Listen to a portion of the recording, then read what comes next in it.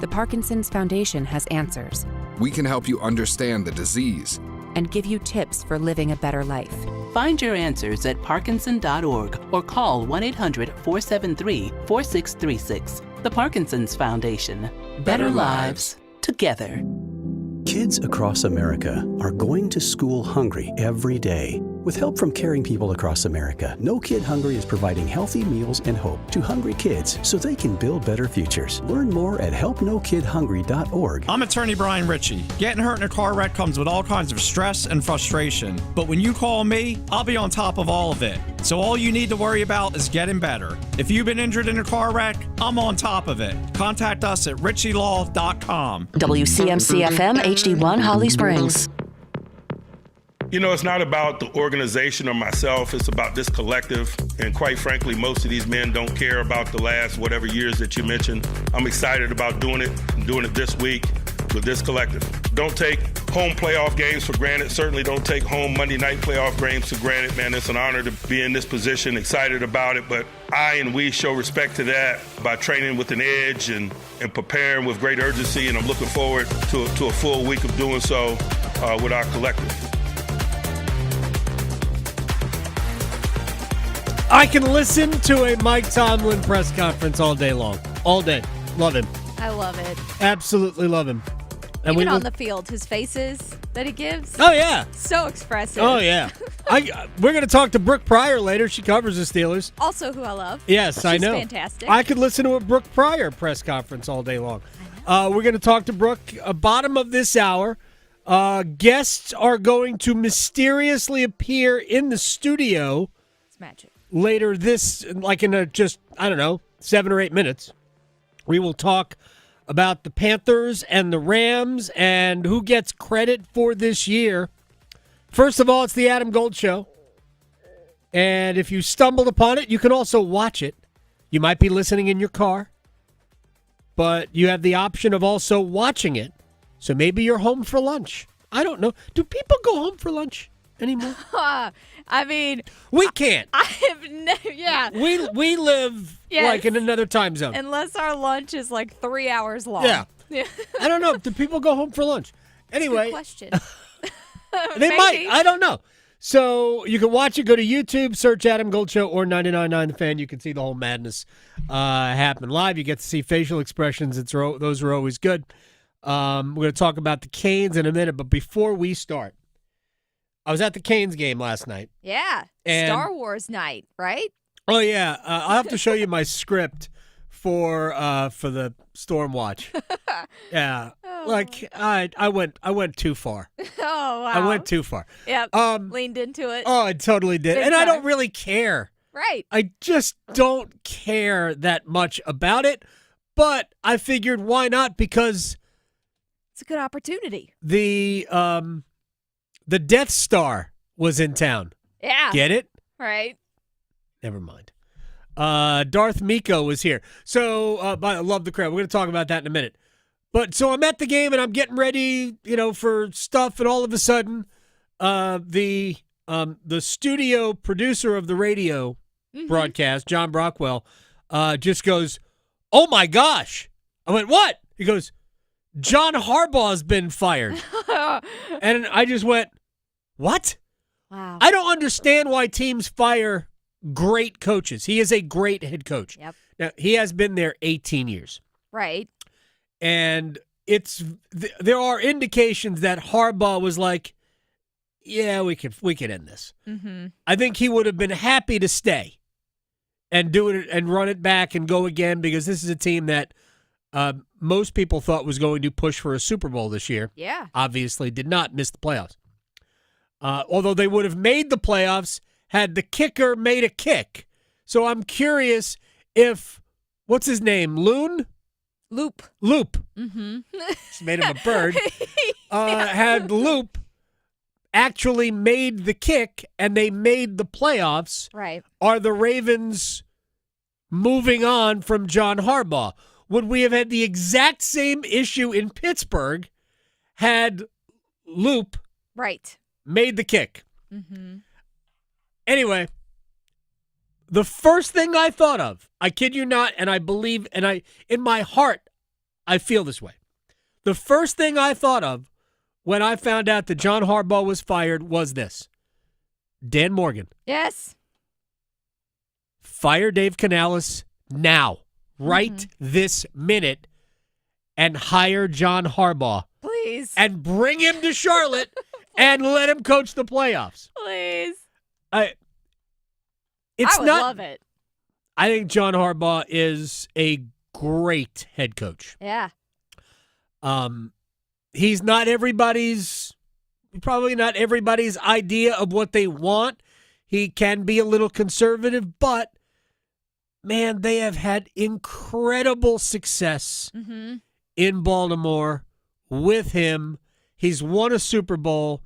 They have been pushing, like, he at times, I mean, I don't know how people feel about Lamar Jackson or not, but you're talking about one of the great players of this era, going to waltz into the Hall of Fame, a two-time MVP, who hasn't always been healthy at the end and who hasn't always played his best at the very end. But, man, they're in position a lot. And to me, that's a testimony to how good the head coach is. Yeah. There are, like, again, I said this a second ago, we could have been in the same spot with Mike Tomlin. And we might still be. If they don't win the playoff game, there'll be those same conversations. And I would fire Dave Canales last year to hire Mike Tomlin tomorrow. Right. I trust Harbaugh more than I do Canales when it comes to play calling and coaching. The track record. Again, Yeah. all that track record, same thing with Tomlin, all that track record. Incredible stuff. All right, let's start. We'll have to be quick here. So we'll just start with the Hurricanes from last night. I thought last night was fun. A lot of scoring. Great. Well, there was a lot of scoring. I'm not even talking so much about the game. The game was obviously good. But I've never enjoyed a Star Wars night more than I did last night. And, like, Star Wars to me is a nice movie. It's a nice movie. Right.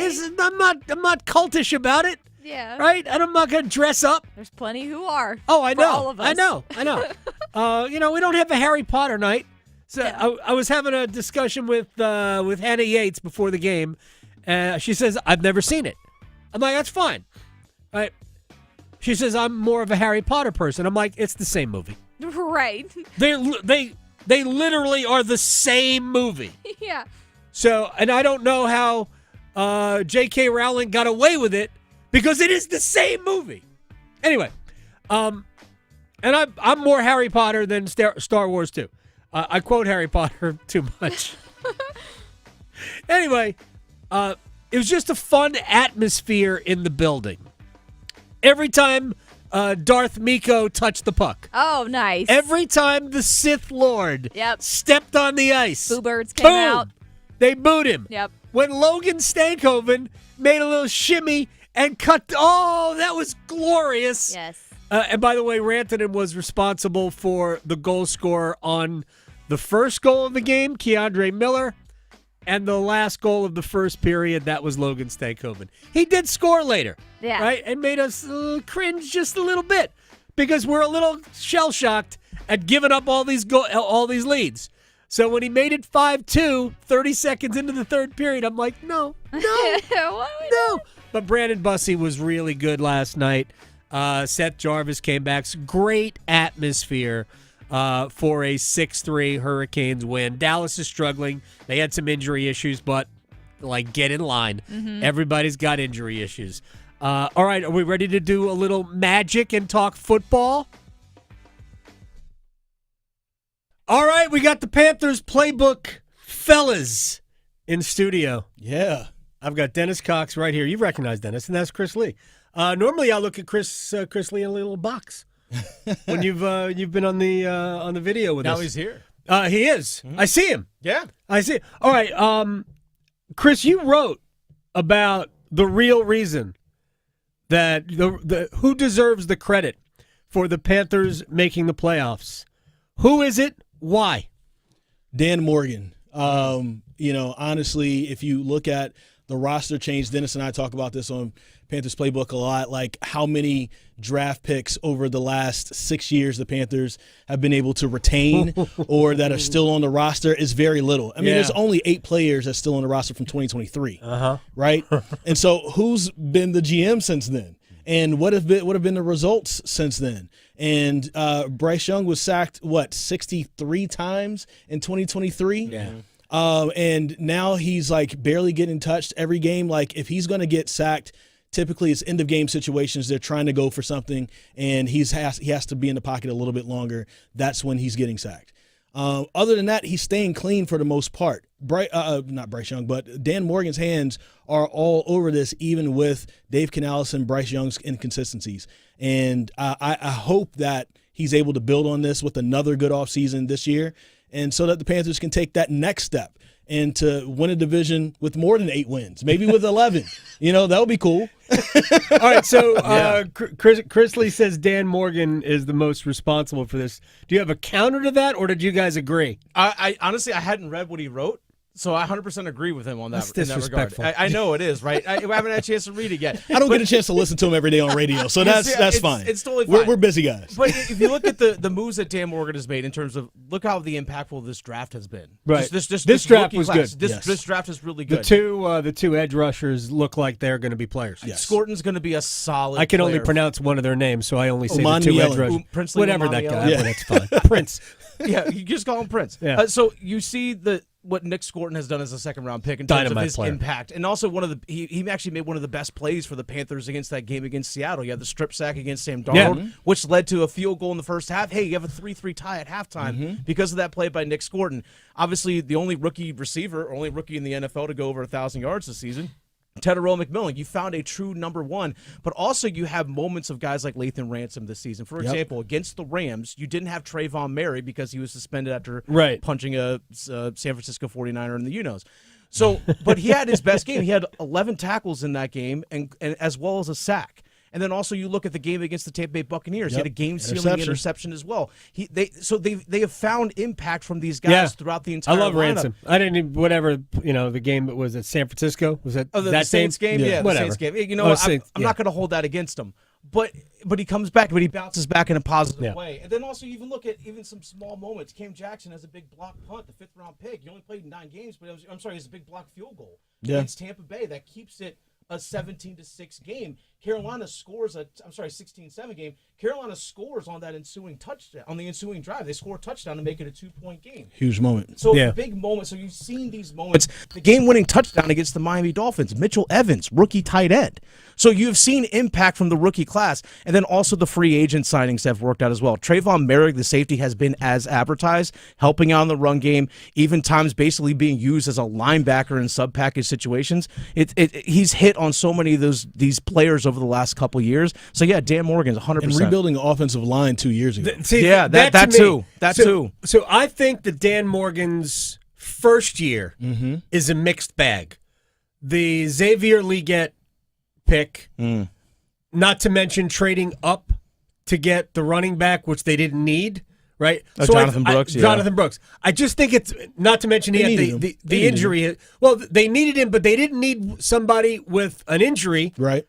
And trading up to get a running back. Right. When I really think you needed a corner. Yeah. Right, and there are good corners there. Look, it wasn't a disaster. Well, all they had to do was give a bag of chips for a corner. I think Xavier Legette might be a complete waste. He just doesn't grasp. Like I joked when the pass that Bryce floated to Jimmy Horn. Yeah. Right. Beautiful throw and Horn, little toe touch. Xavier Legette strides out of bounds. Yeah. On that play, or he drops it, or he drops it. There's physical tools with Legette that we have not seen the craft of a wide receiver position. I understand you get the 5th year. I don't know. I think I understood what he was going for, though. That's his first draft pick. Yeah. He wants to get somebody that that the Carolinas can rally around. He's a Carolina kid. And Dan Morgan is not a dumb guy. Maybe he was there for the Duke's Mayo Classic the year before where he had that amazing game versus North Carolina. Yeah. And even me, I was like, who is this Xavier Leggett kid? Because I've never heard of him. And he's got the tools, physical tools. He was literally out there just mossing kids from Spencer Rattler. Right? So it's like, it's easy to talk yourself into it. It just hasn't worked out as a pro. Isn't the real reason the Panthers are in the playoffs, though, the NFC South? Yeah. That's a part of it. I mean, look, 8-9. That's a huge part of it. But even with that, even if they were in another division, the fact that they're 8-9, I think if they were to still get to 8-9 in any other division, that's a far cry from where they've been. It shows growth in Dave. Yes. Like me personally, and I said this at the very beginning of the show, if I were the Panthers, I would fire Dave Canales today and hire John Harbaugh. Really? I'm actually not against that. Today. All right. I'm not against that. I mean, before the playoff game. I'm actually not against that. I would fire before the playoff game. I'd have John Harbaugh at home ready to play the Rams. It's interesting that Adam Schefter reported that his agent, Harbaugh's agent, had 7 teams. 7, but there's only 7 openings. Yeah, one of them is the Ravens. Yeah, exactly. So I'm like, there's a team with there's a coach. a team. Was it Dan Morgan? Can I go back to the NFC South thing? That's not about as much about Canales as I don't understand why an elite head coach just got fired. Yeah, going back to the NFC South thing really quickly. Even though you have 3 8-9 teams, what people also miss is if you combine all the wins in the NFC South, it's more than the AFC East. And that is the division that has Drake May and also Josh Allen. So it looks bad because you have 3 teams with that, and the team with the losing record is in the playoffs. But also the division is not as bad as people kind of make it out to be. You just kind of have 3 mediocre teams. It's very bad. Yeah. It's not division as bad. I didn't say it wasn't bad. I said it's not as bad as people make it out to be. They still have more wins combined than the AFCs. Well, to me, the Buccaneers fell apart. Injuries started that. Yep. They fell apart. They were a good team. And I think, and Dennis, you can speak to this because I want to get your thoughts on Bryce.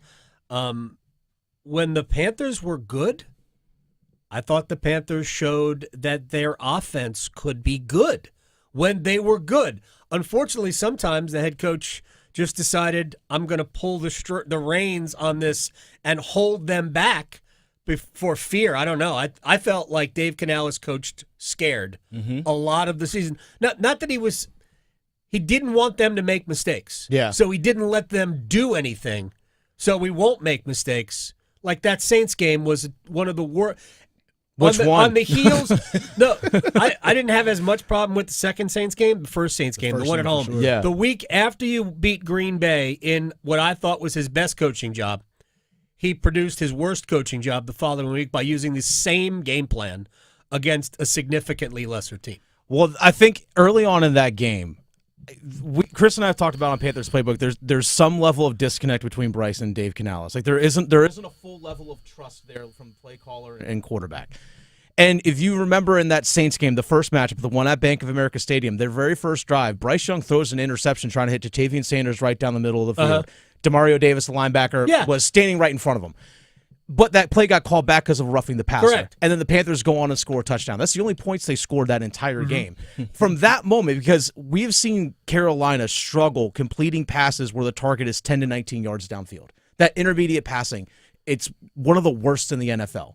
I won't break into the advanced numbers and all that stuff, but it really is one of the worst in the NFL. The only time that Carolina was successful in that range was the second time they played Atlanta down in Atlanta. Bryce was 9 of 13 completing passes, 10 to 19 yards downfield. It's because he connected on a couple of them early, and I think Dave Canales said, okay, I'll give you a little more. But if you remember that Saints game, the first one that you mentioned, he threw that interception early, and he's like, nope.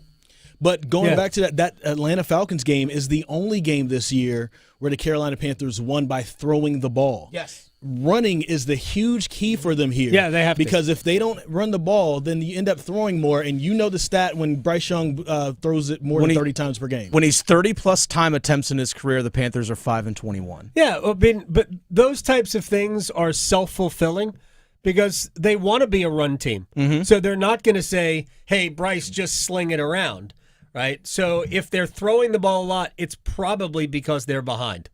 That they were already behind. The most recent game where they've won of him throwing 30 or more attempts was the first time they played Tampa Bay, the 23-21. He was 21-32 in that game. That was actually one of the better games he's played. Mm-hmm. Yeah. He was really, really good in that game. So, but that's also Bryce Young's best asset in my eyes is when he's throwing off play action, which is what Dave Canales wants to do. I actually think he's really good when he's rolling to his left. Yes. He's actually really, really good He's at good that. on the move. He really is. I think his biggest weakness for me is, I know, Chris, you said that the offensive line has done a pretty good job of protecting him. Mm-hmm. I think he has escaped a lot of problems, but I also think at times he creates problems for himself. Sure. Right? By, like, he sees the rush too soon, and then now he's looking to escape rather than just step up in the pocket. There's a pocket there a lot of times that he tries to escape. And the other thing I think that he needs to get better at is trusting that his receivers will be where they're supposed to be. Because he's late on a lot of throws. Amongst Panthers fans, they'll say either Bryce is the problem or that Canales is the problem. I think it's a nice circle because Canales doesn't trust Bryce, and I don't think Bryce trusts Canales. And we saw they sound alike, though. They sound alike. I hate that. Now, I think they really get along and they're friends out off the field. But when it comes down to what's happening on the field, that they don't get along. We saw the little clip from the last Buccaneers game where it looks like Bryce is saying, I don't understand why we call that play, which is the flea flicker from the 20-yard line, right? I agree with Bryce. He was channeling me. Listen, What was that? I agree with him, but now we're starting to see the cracks because I think that if your running game was working, I could understand it. There's something about whatever Canales is calling, Bryce doesn't trust, and the way Canales calls games shows that he doesn't trust Bryce. Correct. So how do you move forward from that? And I think that's where they need to spend most of the offseason with each other. And I think that's where they get in the most trouble. When they feel like they have the moxie and everything is working, then everything goes in the right way. When they don't trust each other and it's obvious on the field, they fall apart. All right, let's wrap here. We've got Dennis Cox and Chris Lee from Panthers Playbook. What do you think about Saturday? I don't feel great. I genuinely don't. Right. I agree. People will point out. We've pointed out as well on Panthers Playbook. Yeah, you beat the Rams the first time you played them. They did. You can't go in anticipating that you're just going to get 3 turnovers from your defense again, and including a pick 6. Now, I understand that J.C. Horn, Christian Roseboom, Trayvon Merrick did not play in that game. I completely understand that. But the Rams still moved the ball. Yeah. They scored 28 points. Mm-hmm. 2 of their turnovers came in the red zone. They got to the red zone 6 times. Now, a couple of they got the. Now, I understand Bank of America in terms of, I remember the sack by Derek Brown, the strip sack on Matt Stafford. Yeah, the crowd forced a delay of game. Now you got 3rd and 10 as opposed to 3rd and 5. That changed the math and all that. But and also Derek Brown, the tip, and Nick Scott gets the interception. That offense still moved. That running game was cooking with Blake Corum and Kyron Williams. That's what scares me. That to me is a massive scare as well, because that Rams offense, Sean McVay is going to look at that game and go, "Oh, I know I know exactly what you did." And I also don't anticipate Matt Stafford turning the ball over 3 times. He had gone 10 games or so without a pick before showing up. A bunch of attempts and everything. I think for me, that's mostly on the defensive side. Mm-hmm. Offensively, first off, I don't feel as good about it either. Mm-hmm. But offensively, they've already shown what they're able to give up to you unless they completely change some things. The running game, that was the best tandem game by Rico Dowdle and Chuba Hubbard that we'd seen. Yep. 17 carries for Hubbard. He had 83 yards. Rico Dowdle, I want to say, had 56 or something like that, and he had 18 carries. And in that third quarter, the Rams only ran 3 plays because you kept the ball most of the time. If you can win the time of possession, and that's not something the Panthers have done a lot this year at all. Even in their wins, they haven't done that a lot. If you can keep that time of possession on your side and keep Matt Stafford off of the field, because they are going to run or move the ball, that is your best opportunity to potentially win. The thing is, you've already done it 6 weeks ago in this very stadium. You have to feel good about it, especially getting 3 of your better defensive players coming back into this game. Still, the Rams are still the Rams, though. Yeah. So I think they're the best team in the league. It's a very much so an uphill climb, but you've seen what works versus them. Now you have to really lean into it. I don't think the Panthers can keep up offensively as a whole with them. The Panthers this season only scored 20 or more points 7 times. Yeah. They didn't score back-to-back. They only scored one time, 20-plus points one time, weeks 5 and 6. I think they have to be more aggressive, but basically have a Green Bay Packer-like game plan. Yes. I think they got to slow the game down, but they have to take their shots. Absolutely. Which they didn't do against Green Bay because they didn't have to. And you can't count on 2 fourth-down touchdown passes. Yeah. Yes, you can. No, you're right. Chris Lee and Dennis Cox.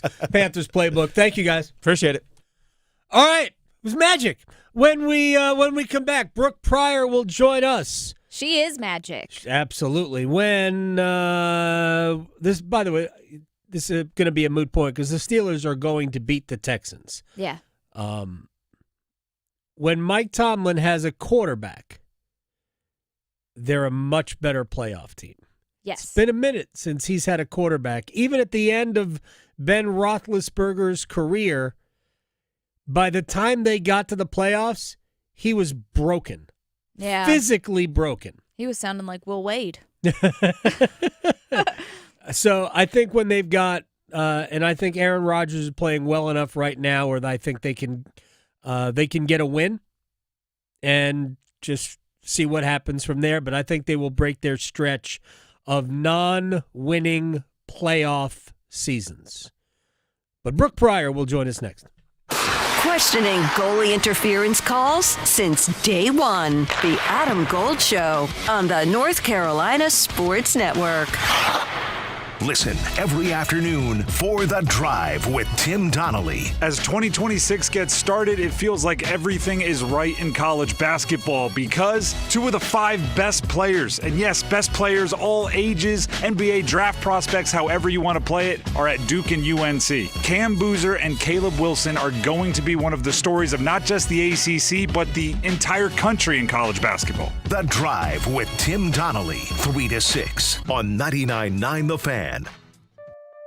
HIV is not a crime, or it shouldn't be.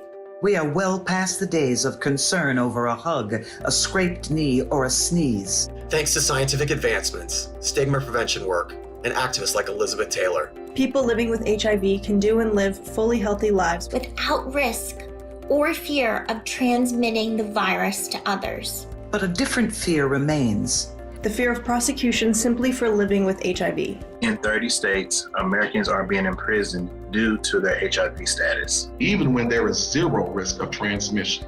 And when HIV is undetectable, it's untransmissible. It's time for the laws to catch up to science. HIV is not a death sentence nor a deadly weapon. And it shouldn't be a crime either. Join the Elizabeth Taylor AIDS Foundation in the fight to modernize outdated HIV criminalization laws. Go to etaf.org. HIV is not a crime. Campaign funded through the support of Gilead Sciences Incorporated. The best financial move you can make this time of year? How about lowering your mortgage rates to 4.99% fixed APR, the lowest rates in years? How about getting up to $500,000 out of your home equity in the process? You can do it now by calling Loan Pronto. Hey, it's Dennis Cox. With Loan Pronto's Rapid Equity Loan, you can get a ton of cash, pay off all those high-interest credit cards, and skip up to 2 house payments.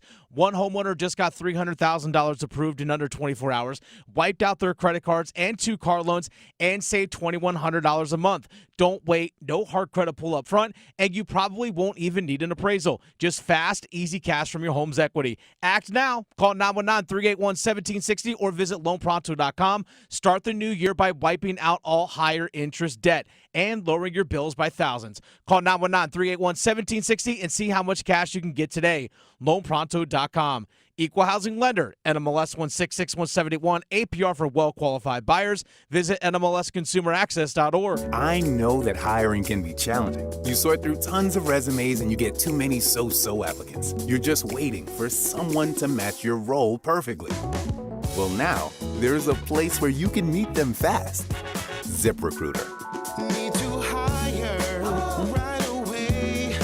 Start your search for strong candidates. The right fit awaits. Build your team. Build it sooner.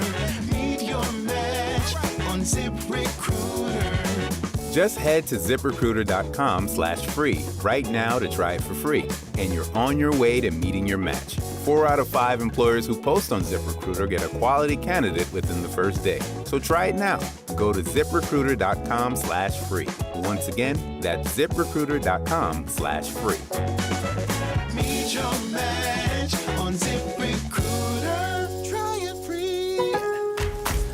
At Lowe's, save big every day when you buy in bulk. Save 10% when you buy a pallet or more of select concrete mix. And there's more. Save up to 25% when you buy a pallet or more of select drywall panels. Plus, get free same-day delivery to the job site when you order by 2 p.m. Because Lowe's knows pros. Selection varies by location. While supplies last. Discount taken at time of purchase. See sales associate for details. Exclusions apply. See Lowe's.com/same-day delivery for details. This is Adam Gold. I told Tim, who does the afternoon show, I said, I'm about to turn this game around. We need Cheez-Its. So I went to go get magical Lucky Cheez-Its, and guess what? Boom. Period 2, tied it up. And then at the end of the game, I still had like 8 Cheez-Its in the cup left, and I said, Lucky Cheez-Its. There you go. The Adam Gold Show.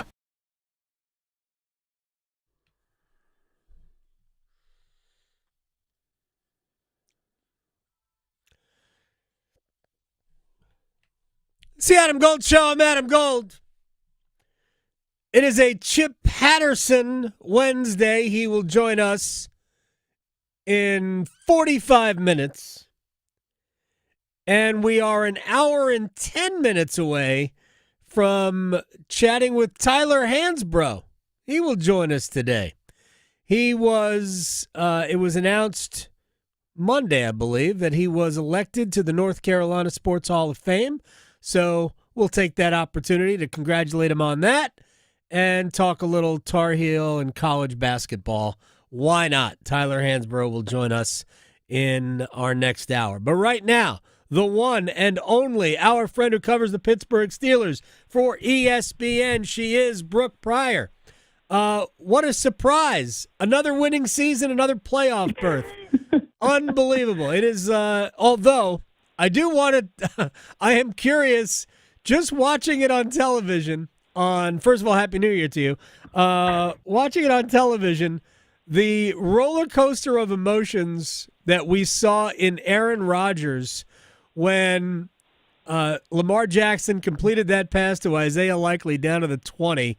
I mean, he saw the end, and then the elation after the field goal was, I mean, I'm not even going to say inexplicably, but just grossly blocked way right, had no chance. There wasn't even any drama there. I mean, that had to be unbelievable. I don't know if you felt that, but just to watch it through the emotions of Aaron Rodgers was something else. It really was. First of all, I want to say good luck to Tyler Hansborough having to follow me up. What a tough position you've put him in the next hour. Well, we have Chip Patterson in between the two of you, so it's much easier. Okay, good. That's true. That's a good palate cleanser. Poor Chip. I will say, Aaron Rodgers was absolutely going through emotions, and let's be honest, his stakes were much bigger than mine in the press box, and really any of ours in the press box, because his career could end or continue on based on the trajectory of that kick. I'm still going to be employed the next day no matter what. I'm still going to be covering the Pittsburgh Steelers in a week, 2 weeks, whatever. My employment does not change based on that kick. But I felt like it did in that moment because even though I'm writing for the internet, so we don't have print deadlines or anything like that, like we have to have a story ready to go at the buzzer. And the way that we had it set out was if the Ravens won, our Ravens writer had the news story that would go up at the buzzer that the Ravens are going to the playoffs and are the AFC North champs. And if the Steelers won, that was all on me. And then in addition to that, we were each responsible for our own separate stories that had to be ready to go at the buzzer. So The whole fourth quarter, we're constantly having to change it because it's back and forth. I think they scored 27 total points or something, like more than the other three quarters combined. Yep. And when the Steelers scored with 55 seconds left, that's when I said, okay, I can start writing that the Steelers have won. Yeah. And then I felt even a little bit more confident when it got to that third down and they're forcing a fourth down. I was like, okay, I feel better about this. I copy it into the body of an email, get ready to send it to the news desk. And then Lamar completes that pass on fourth down to Isaiah Likely. And I thought, okay, well, I guess I can confidently say the Ravens are going to win, so I can delete that story, start working on my other one. Good luck, Jameson, our Ravens writer. And I kind of felt like, okay, well, at least, I know how my night's going to go. I have a feeling of how the next week and a half is going to go. And then it goes wide right. And the whole press box was just pandemonium. We're not cheering. We're all just like, you could hear an exhale and also papers shuffling and keyboards coming to life and everybody being like, oh my gosh, holy crap, what do we do? And it was pure chaos. And, we're filing stories. We're trying to run down to the locker room. We ended up, because, the way the NFL locker rooms work is typically there's a 10-minute cooling off period, and then you are let in. So we're still trying to hustle down there. But we ended up staying outside of the locker room for maybe 15, 20 minutes because they're passing out hats and T-shirts and cigars, and we can just hear the music bumping and cigar smoke filling the hallway. And it was chaos. The elation from that team and the momentum that they have now going into the playoffs. I think they have the second longest odds to win the Super Bowl ahead of only the Panthers. But I think that there's a little something extra, a little voodoo, a little holy water in the end zone, you name it. Something happened that maybe could be transformative for this team going into the playoffs. Brooke Pryor covers the Steelers for ESPN, is joining us here in the Adam Gold Show. I'm not sure that there is another city other than Pittsburgh, with the one exception maybe being Baltimore, where a priest sprinkling holy water in the end zone is even a possibility. I think those might be the only two cities. I guess maybe Chicago, because it's just incredible. There is a soul about those two cities when it comes to their football teams. Do you think, because the Ravens fired John Harbaugh, do you think had that kick been good, we would be having Ravens discussions in Pittsburgh? It is a real sliding doors moment. I do think the conversations would be a little bit different because based on my understanding of the Ravens situation is that Harbaugh was fired. This is not necessarily a mutual parting of ways.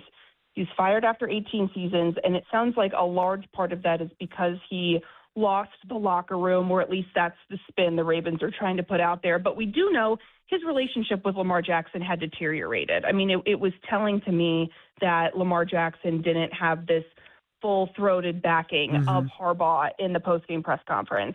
It was a whole lot of, it's too early to be talking about these things. Like, I think if Lamar Jackson had said, no, John Harbaugh's a great coach, I want him to be my coach, defended him, whatever, then maybe we're not having this conversation. But a lot of the frustration with Harbaugh was internal. Yes, there was fan frustration externally. They had a lot of the same thoughts that people have about Mike Tomlin, although I will say that I think it's a little bit different because they've had more playoff success. But still, it's been a while since they were in a Super Bowl, won a Super Bowl. Granted, it has been more recent than the Steelers were in one, but still. The difference in Pittsburgh is that internally, from the sense I get, is that there's not frustration with ownership to the level of firing Mike Tomlin. The historical precedent is that they don't typically fire coaches when there's time left on their contract. And I also think Mike Tomlin has not lost the locker room by any means. I think that his partnership with Aaron Rodgers is a big reason why they've had the success that they've had this year. So it's a little bit different. I could see a world where Mike Tomlin walks away. I don't know that it would have been as fast as Harbaugh, because while it did feel very haphazard to fire your coach of 18 years and it still take time to put out a press release, and also like the team president has to tell the staff because it happened so quickly, like that that feels really unfair. But at the same time, he is now a coaching candidate and sounds like he wants to coach this year. I think in Tomlin's case, he isn't necessarily bound by those time constraints because it seems like he would want to take a year off of coaching and then come back. So he doesn't necessarily need to hit the open market fast enough to be in some of these early coaching interview cycles. Yeah, and he could do what Sean Payton did was, if he wanted to pretend on TV for a year, he could do that. And then, take your time and find the perfect job. I've already said a few times on this show, if I were the Carolina Panthers, I would fire Dave Canales not right now and see if I could hire John Harbaugh in time for the playoff game. But that's another matter altogether. Brooke Pryor covers the Steelers, is joining us here on the Adam Gold Show. Now, my understanding is that Aaron Rodgers is done after this season. I'm not sure that's been announced officially or whatnot. But that was basically everything that I kind of have understood this year. But he has looked a lot more Aaron Rodgers-y lately. It's not all the time because it's never going to be all the time when you're at his age. But he has put together a lot more quality performances than not quality performances of late. Can they make a run with him? I personally think they're going to beat the Texans. Yeah, I mean, I don't think it's out of the realm of possibility. I also think the door is open that he could come back for one more year. He said at the beginning of the season on Pat McAfee over the summer that it looked like this was probably going to be it for him. But then when we talked with him last week, he kind of left the door open and said, he knows he's 42 years old. He's on a one-year deal. But if he were to want to come back to play, he maybe could possibly have an option or two. I would certainly think the Steelers would be among those options because their quarterback room is still pretty bare. Yes, they drafted Will Howard last year. They have Mason Rudolph on the roster, but still, I don't know how real that is. But I do think that the way that Aaron Rodgers is playing right now, the way the whole offense is playing right now, especially in that second half where they were able to use the run game more, they used Kenneth Gainwell in a lot of different ways. They finally figured out, hey, we should throw the ball to Pat Freiermuth. All of those things were good. And by the way, you add DK Metcalf back into the mix. So I think that's all trending in the right direction. The Texans defense, though, is a lot different than the Ravens defense. They have a much more prominent pass rush that could eliminate Kenneth Gainwell from running some of the routes that he ran against the Ravens. This is a week where you really wish you had Darnell Washington. It's a week where Dylan Cook, who's already been tested, is going to get tested again. He's their fourth string left tackle, was on the practice squad at one point, but he has played really, really well. But still, this is a massive test. But I think it's important to note, the Texans have not played well in cold weather games. Yes, they're on a 9-game win streak, but this is just a different animal. And Aaron Rodgers says that he's activated in the cold, and it's going to be pretty chilly Monday night. And the Steelers have won 23 straight Monday night football games at home. So that's pretty impressive. That's a streak. 23 straight Monday night football games at home. Also, when you look at the AFC, Brooke Pryor, I don't know that anybody's great. It's not that nobody's great. Josh Allen's the best player, but I don't think the Bills are great. If they were great, they would have won the division. I think the Patriots are very good, but I think the Patriots kind of took advantage of a pretty soft schedule. I think the facts show that they had the easiest schedule, at least of the playoff teams.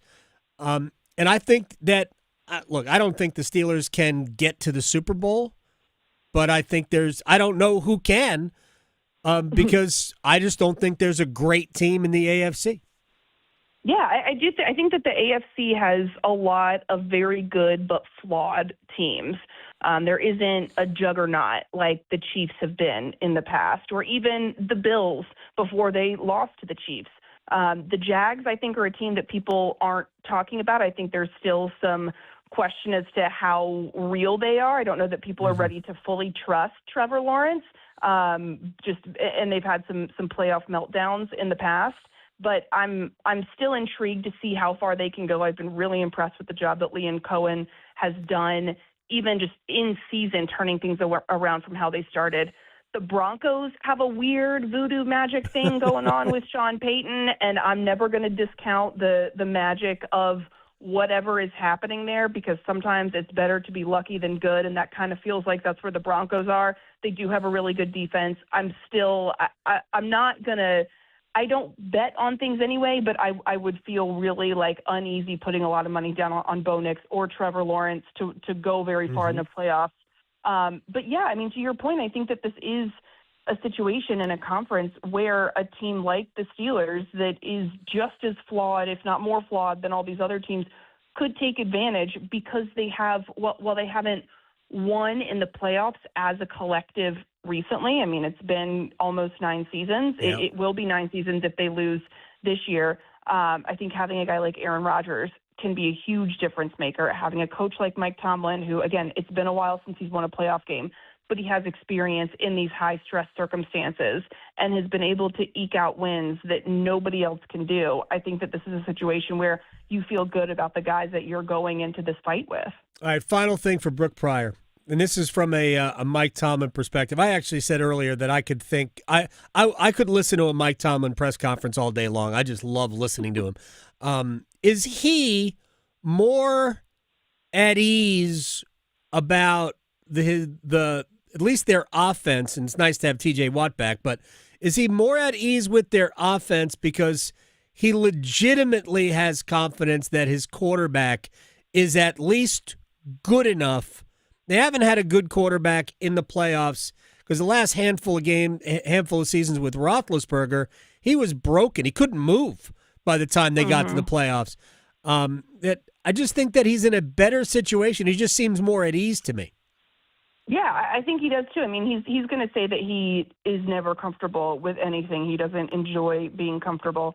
But I do think that there's something to be said for the trust that he has in Aaron Rodgers, because he saw it for years when Rodgers was with the Packers, and then now that he's gotten a chance to see him up close and personal, some of the physical traits may not be there. He's not as mobile as he used to be, but there's still enough of the old Rodgers there, and his decision-making is still really good. He doesn't make the mental errors that you saw, like, Russell Wilson make last year. Like, Russell Wilson was so frustrating, I think, for Mike Tomlin, who thought that he could bring out the best and, like, get, like, Seahawks Super Bowl winning quarterback Russell Wilson and not, like, whatever bizarro world version of Russell Wilson exists right now. Like, Rodgers is making the smart plays. He's a leader that everybody has bought into. Tomlin has embraced his weird. He's let him be himself, and it's worked. And he's rewarded them with, by and large, pretty good games. Like, he's had some that have been real stinkers, but as he said last week, he doesn't have many times where he has back-to-back stinkers. And he just, I don't know, there's a moxie and a swagger about him that you just trust him. I mean, T.J. Watt put it perfectly, that it was this weird no-panic feeling watching him drive the field with no timeouts and needing to get a touchdown in the last, 2 minutes of the game. And he was like, yeah, I wasn't worried. It's been years since the Steelers have felt that, not since Ben pre-elbow injury have they felt that. And so I think that is dictating a lot of the tone and the confidence around the building right now. I hope it's a really long run. I'm not a personal fan any longer, but to watch Aaron Rodgers play, I think it's great, and I'm a huge fan of Mike Tomlin, and I'm a huge fan of Brooke Pryor. I want your season to keep going, unless you really want to come home and just kind of hang out for the rest of the offseason.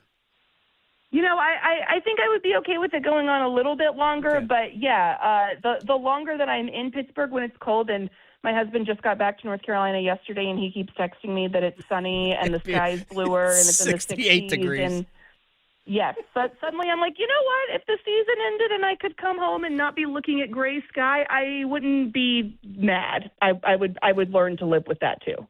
Well, thank you very much for coming on. Have a good run. I'll talk to you soon. Thanks for having me. You're the best. Brooke Pryor here on the Adam Gold Show. All right, yes, we do have Tyler Hansborough coming up in less than an hour. Chip Patterson before then. We got a lot of stuff to talk about, and we have one-timers. You can ask the questions, and I will give you a one-time quick rapid-fire answer. I don't do that. We'll try. Still arguing whether hockey or golf has the tougher dress code? The Adam Gold Show on the North Carolina Sports Network. Hey, it's Adam Gold from my friends at FanDuel, America's #1 sports book. Best time of the year. Wild card round in the NFL, and FanDuel is gearing up. All customers, not new customers, all customers get a profit boost pack every NFL playoff game day, each day during the wild card round. That's right. So Saturday, Sunday, and Monday, and of course Saturday, our Panthers will take on the Rams. You'll find a pack loaded with multiple profit boosts waiting for you in the app. There is no finer app on planet Earth. So visit FanDuel, an official sportsbook partner of the NFL, and grab your profit boost pack every NFL playoff game day. 21 and over and present in North Carolina. Opt-in required. Bonuses issued as non-withdrawable profit boost tokens. Restrictions apply, including any token expiration and maximum wager amount. See terms at sportsbook.fanduel.com. Gambling problem? Call 877-718-5543 or visit morethanagame.nc.gov. Did you know Medicare fraud is costing us $68 billion a year?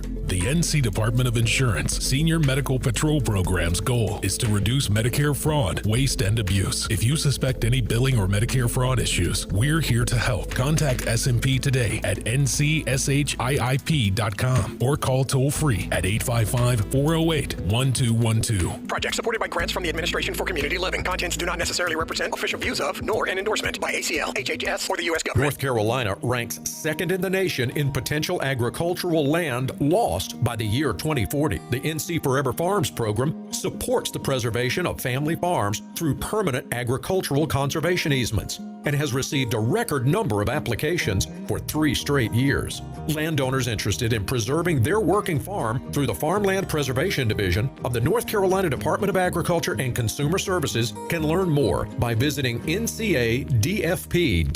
I had questions about my child's vaccines, so I got real answers from her doctor because we share the same goal, keeping her healthy and strong.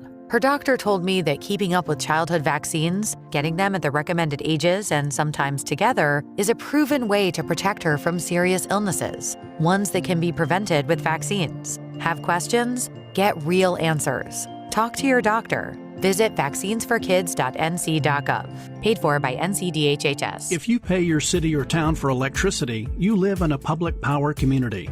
Public power communities provide electricity to families and businesses from a locally owned and operated system. Public power systems are not-for-profit and provide electricity at affordable rates with unbeaten reliability. Your local public power provider invests in your community, providing local jobs and supporting your local economy. Electricities of North Carolina is the energy behind public power. Learn more at electricities.com. As the health director in Haywood County and a nurse here in North Carolina, I can tell you that the 988 Suicide and Crisis Lifeline saves lives. No matter your struggle, you are not alone. The 988 Suicide and Crisis Lifeline is free, private, and always available. 988 Lifeline counselors are ready 24/7 to speak with you, help you cope, and get you connected to the support that is right for you. 988, the National Suicide and Crisis Lifeline. Call, text, or chat 988 24/7. Brought to you by the North Carolina Department of Health and Human Services.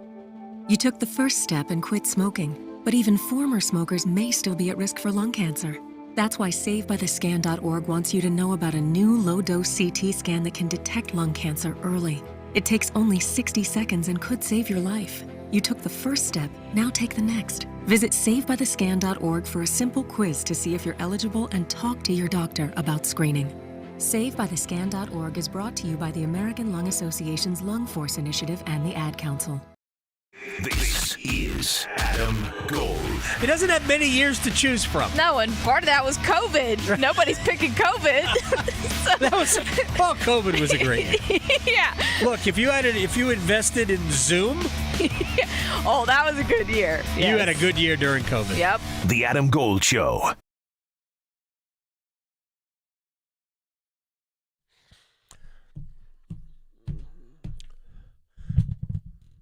It's the Adam Gold Show. I'm Adam Gold. Victoria producing the program. Chip Patterson will join us in about 20 or so minutes. Tyler Hansborough next hour as well. So a busy second hour of the program. And then after that, who knows? We'll talk fishing. Fishing? No, that's one thing I haven't done. There's a lot of things I haven't done. But that's one. I have never caught a fish in my life. No? My entire life. Man. We would starve. It's been 40 years since I've gone. No, it's been more than 40 years. I think I was like 10 the last time I was fishing. We have a pond behind the house. Jack loves it. Yeah. Jack loves to fish. There's a lake through my woods.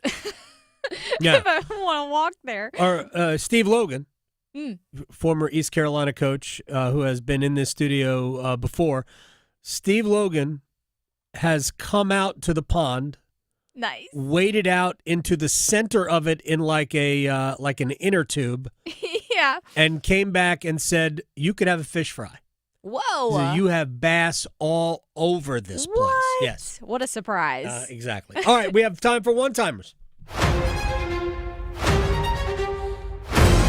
Okay, well, you can leave them on our YouTube stream or add us on Twitter. But first up from Trollcat, what do you expect from the Panthers in their playoff game against the Rams? I hope it's not a derp fest. I just hope my expectation, I think the Rams are going to win. I've said this before. I think the Rams are the best team. That doesn't mean they're going to win, but I think they're the best team. And I just hope that the Panthers take this game into the fourth quarter with a chance. Even if it's an outside chance, I hope they have a chance entering the fourth quarter. I want to enjoy and have some intrigue. I don't want to see this game. All right, we're done. Second quarter, it's over. I don't want that. I hope they can just stick around and not make too many mistakes. Let's see. This one might be fast. Have you seen any Charlotte Hornets highlights or games this season? Full games, no. I've seen stretches of games. I know they beat Oklahoma City by 100 the other day. Con Knippel just might be that dude. Like, I'm talking about all-star level good. His Zamboni is bigger than yours. The Adam Gold Show on the North Carolina Sports Network. Adam Gold here from my friend Gordon Miller, Miller Lending, Kildare Farm Road in Cary. And I said yesterday I was going to give everybody my New Year's resolution. And my New Year's resolution is to help you save thousands of dollars when you buy a house or when you refinance your mortgage. Don't pay closing costs. I've just saved you thousands of dollars. Actually, closing costs are more than they have ever been. So let's not pay them. It's your own money. And at Miller Lending, where Gordon Miller invented the no closing cost mortgage back in 1987 and brought it to the Triangle in 1996. That is the original no closing cost mortgage. They've done it better than anybody else has done it. They don't roll closing costs into the loan amount. There's no bait and switch. All you do is save your money, and then when the rates come down, you lower your monthly payment, and I've saved you hundreds again. Miller Lending on Kildare Farm Road in Cary. That's right. An equal housing lender, NMLS ID 250-2146. Hey, Carolina Panthers fans, it's Dennis Cox from 99.9 The Fan. For all the inside information on your team, join me and my co-host, WRAL TV's Chris Lee, for our podcast, Panthers Playbook, presented by Wake Orthopedics. In every episode, we'll keep you up to date on your Panthers, and we'll do it with access only we can provide. Locker room insight, exclusive interviews, and in-depth looks at every Panthers game. Follow and subscribe to Panthers Playbook wherever you discover your favorite podcasts, or watch on YouTube. Career changers, including veterans and active duty service members. Your transition starts here. Go from GI to IT in a matter of months. Become a certified cyber warrior with training at My Computer Career. Cybersecurity specialists are in high demand, offering IT pros great opportunities and a rewarding lifestyle while protecting our people, liberty, and treasured institutions from cyber threats. Deploy your career in IT today at mycomputercareer.edu/CWP, an elite CompTIA certification partner. VA education benefits are available to those who qualify. Hey, everybody. everybody. It's Paul Lyhander from 99.9 The Fan for FanDuel. And FanDuel is giving all customers a profit boost every college playoff game day. That's right. We are ticking down to the college football championship, and that means you need your chance to level up your picks and turn these big moments into even bigger wins. Ride with a favorite or take a shot on the underdog. Build a parlay, then apply your profit boost and go for bigger winnings. FanDuel is the best place to get into the college football action all playoff season long. And when you win, you get paid instantly. Visit FanDuel.com/Paul. That's Paul with a capital P, and get your college playoff profit boost today. 21 plus and present in North Carolina. Opt-in required. Bonus issued as non-withdrawable profit boost tokens. Restrictions apply, including any token expiration and max wager amount. See terms at sportsbook.fanduel.com. Gambling problem? Call 877-718-5543 or visit morethanagame.nc.gov. It's been said that when someone you love has Parkinson's, you have Parkinson's. If you have questions, the Parkinson's Foundation has answers. Learn more at parkinson.org or call 1-800-473-4636. I'm at the movies, asking people if they'll switch seats with me for $574. Here, take mine. So what about $574 if you switch your home insurance to Allstate? Too much work. Not if you call them. They handle the switching. Now, that's a plot twist. Shh. Check Allstate first, and you could save hundreds on quality home insurance today. You're in good hands with Allstate. Not available in every state. Based on the national average annual savings for new home insurance customers surveyed in 2023 who switched to Allstate and reported savings. Savings vary. This hour of the Triangle Sports Leader is powered by Ritchie Law Firm, injury lawyers. Ritchie Law is on top of it. Go to ritchielaw.com. That's ritchielaw.com. They score! Broadcasting live from the Lenovo Studios. WCMC HD1 Holly Springs. 99.9 The Fan. The Triangle Sports Leader. Oh, between the legs, Miller! He scores! His first goal since opening night. Keandre Miller keys Carolina. It's a 1-0 lead. Miller gets this one, a move out front, he'll score! Logan Stankoven against his former team from a high slot into the net, and the Canes have a 3-1 lead.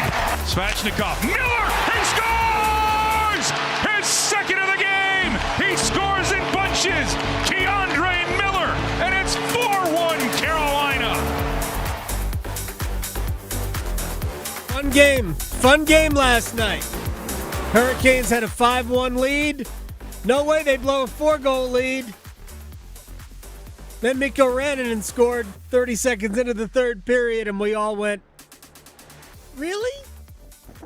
Couldn't it get them off the scoreboard for like 5 minutes? That would have been ideal. And then after Rantanen scored, Brandon Bussey had to make like 2 really good saves in a row. And then Will Carrier scored to extend back to a 4-goal lead, and I at least felt a whole lot better about it. I didn't want any jeopardy in that. Not when you have a 5-1 lead at some point. Just didn't want any jeopardy in the third period. Carolina was very good last night. Their blue line was excellent. We're going to talk about it. Hi, everyone. It's the Adam Gold Show. We're live on YouTube. Go to YouTube and search Adam Gold Show or 99.9 The Fan. Either way, before we get this portion of the program going, Chip Patterson will join us in about 15 minutes. And Tyler Hansborough, 40 minutes from now, he was elected to the North Carolina Sports Hall of Fame on Monday. People might remember that name. Yes. And first of all, we'll congratulate him on that, and we'll talk a little Tar Heel basketball as well. So Tyler Hansborough will join us a little bit later on this hour. Fun night last night at the arena. But before we get to that, I was surprised to hear, to see, to read that John Harbaugh was fired yesterday. Same. As the head coach of the Baltimore Ravens. He had been there 18 years, and I guess there's an element of, it's time for everyone at some point. But, man, it's hard to find great head coaches. Yeah. And when you find a great head coach, you just hang on to him. Hey, if he wants to move to the South like everyone else from the North, I know a football team. That First thing I thought of was I would fire Dave Canales now. Yes. Right now, if I could convince John Harbaugh to coach me in the playoffs. You know what I'm really nervous about, though? What? Him going to the Falcons. I don't want him in the same division as us. I'm just trying to think. I see the biggest chances of Harbaugh becoming a head coach again. Well, he's going to be if he wants to be a head coach right away, he's going to have his pick of jobs. I can see him with the Giants. Yeah. I can see him with the Raiders. Giants, better ownership than the Raiders. Mm-hmm. No offense, Tom Brady. It's not about you. It's about Mark Davis. And they have Dart he could work with. Yeah. I don't know if Jackson Dart's anything, to be honest. But you can convince yourself that any quarterback is the next great quarterback. And I think this is what head coaches do, to their own detriment, by the way. Wherever he goes, he does not have Lamar Jackson. No. So very, very different. But to me, I think those are the two best chances. I don't see him in Arizona. I could see him in Miami if the Dolphins move on. I can see that.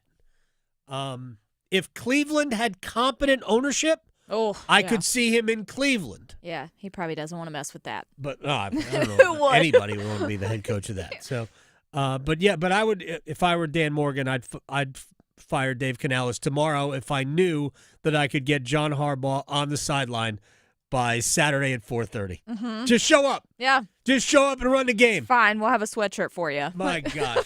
All right, let's run it back. And I want to start with the Carolina Hurricanes. Fun night last night at the arena. Star Wars night. Canes have won now 2 in a row. It's not that big a deal.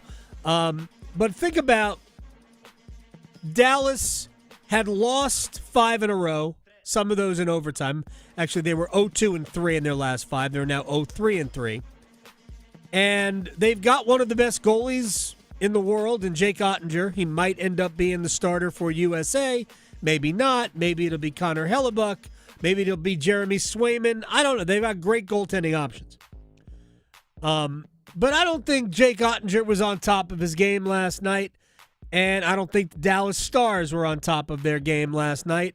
And I think Carolina did, for the most part, the first 40 minutes were really, really, really good. Now, Brandon Bussey had to make some big saves early.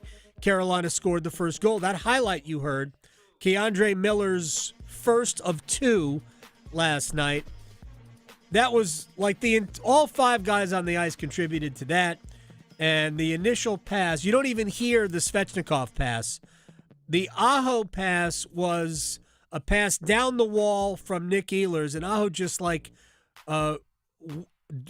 angled his stick and directed it between his own legs, back behind him, right to Svechnikov, who made the pass across to Keandre Miller, who scored. It was a gorgeous play. You don't see a lot of goals like that. It really was excellent, excellent puck movement. But Carolina's blue line was great. That's Miller, and Walker was excellent last night. Chatfield and Gostisbehere were both great. The top line was incredible. Andrei Svechnikov had 4 assists last night, and Rod Brindamore was asked about Svechnikov's consistency of late. I don't know. You'd have to talk to him. I mean, I haven't really seen a dip in his play, even when it wasn't going for us. He's been pretty steady this year, which is obviously we need. There are big guns. They need to be on the score sheet, but they need to be looking like they can score, and that's been really, I think, evident. So Svechnikov, since going the first 8 games of the season without a point, is at a point. I think it's either a point a game or 1 point short of a point a game. But basically, a point a game player. since the first 8 games of the season. Nick Ehlers was also great. Brandon Bussey, again, early, and then the timely saves late. After it was 5-2 and Rantanen scored, and every time Mikko Rantanen stepped on the ice, they booed. They were not saying Hughes, like happened against the Devils. They were booing Darth Mikko. Man, It was hysterical. The crowd was great. Rod talked about the fact that they booed Rantanen every time he touched the puck.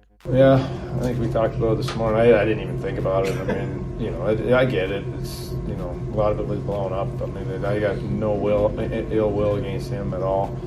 And, but, fans are going to do what they got to do. I was surprised they kept it up. I mean, that was right to the end. So, we have passionate fans. It was fun. Yeah, that's good atmosphere. And if you're Rantanen, you have to. I'm sure you expect that. Sure, he should. Yeah, they didn't do a video, by the way, for Mikko Rantanen in the first TV timeout. Yeah, why would you? Yeah, why would you? All right, real quick, because there was college basketball played last night. Wolfpack won. I don't think the Wolfpack were awesome.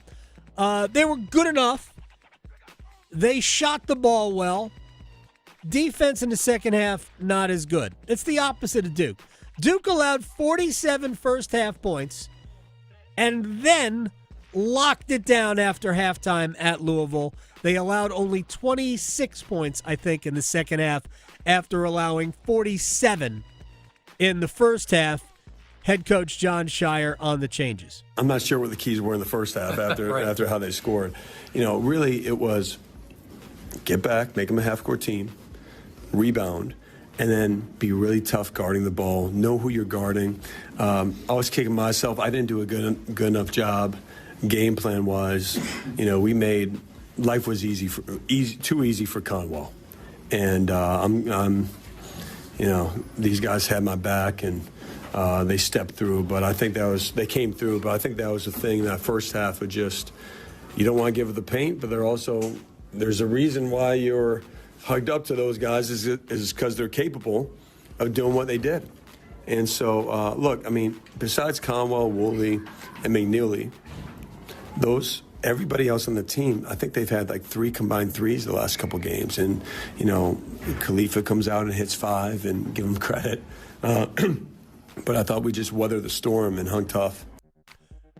Duke's defense has not been spectacular the last handful of games. So that's something that they're going to have to continue to work on throughout the season. But the Blue Devils, that's a really good win on the road. Duke is now 5-1 in quad 1 games this year, 7-1 against the top 2 quads.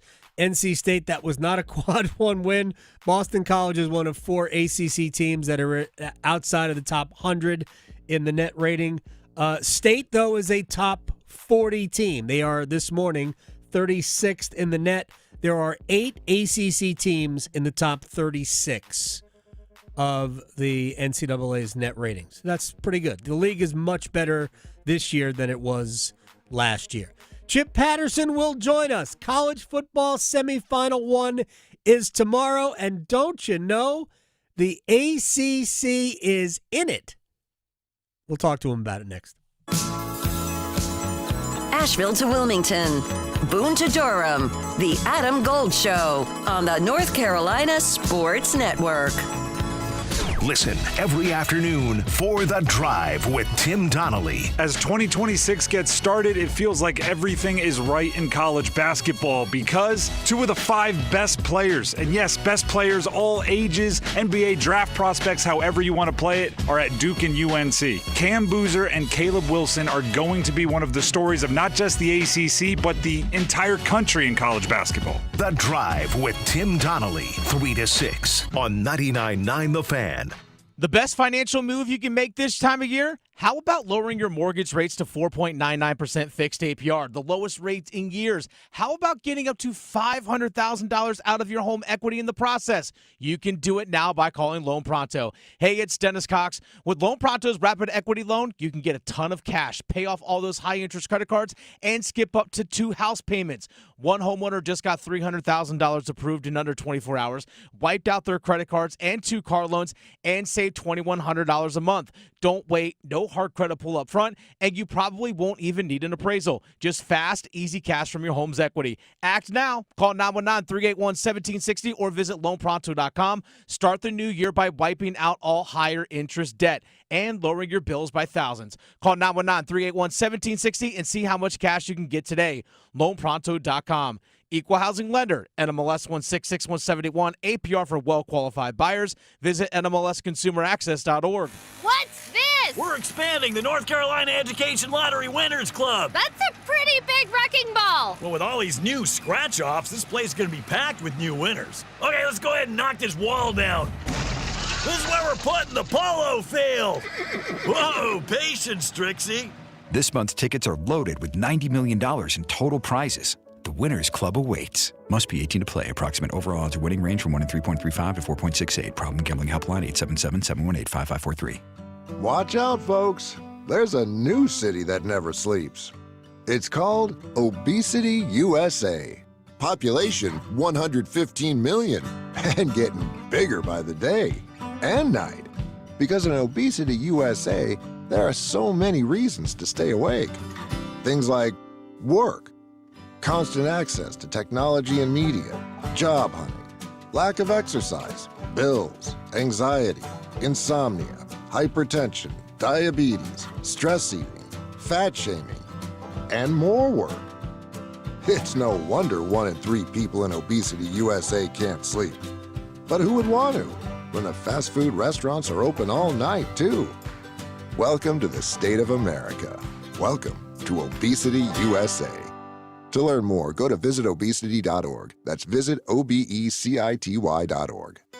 Brought to you by the Pennington Biomedical Research Foundation. Over 2.8 million Americans have served in our military since 9/11. Many have returned home with devastating injuries and few resources for them and their families. This is news correspondent Bob Woodruff. I sustained a life-threatening injury while reporting from Iraq in 2006. The military had my back that day, and they have each other's while serving. It's time we had theirs. Please join us as part of the Got Your Six initiative. To learn more, go to gotyoursix.org using the number 6. I'm Ed Evans, CEO of Consumer Cellular. No, we're not one of the big guys. Truth is, we don't want to be. If you're over 50, Big Wireless probably has you paying for more data than you might need. You could be throwing away thousands over a lifetime. Our entry-level data plans start at just $20 a month. And for a limited time, switch and get your second month free. Call 1-888-FREEDOM, visit consumercellular.com or a store near you and get your second month free today. Plans include $5 credit for auto pay and e-billing. See site for additional details. Gold.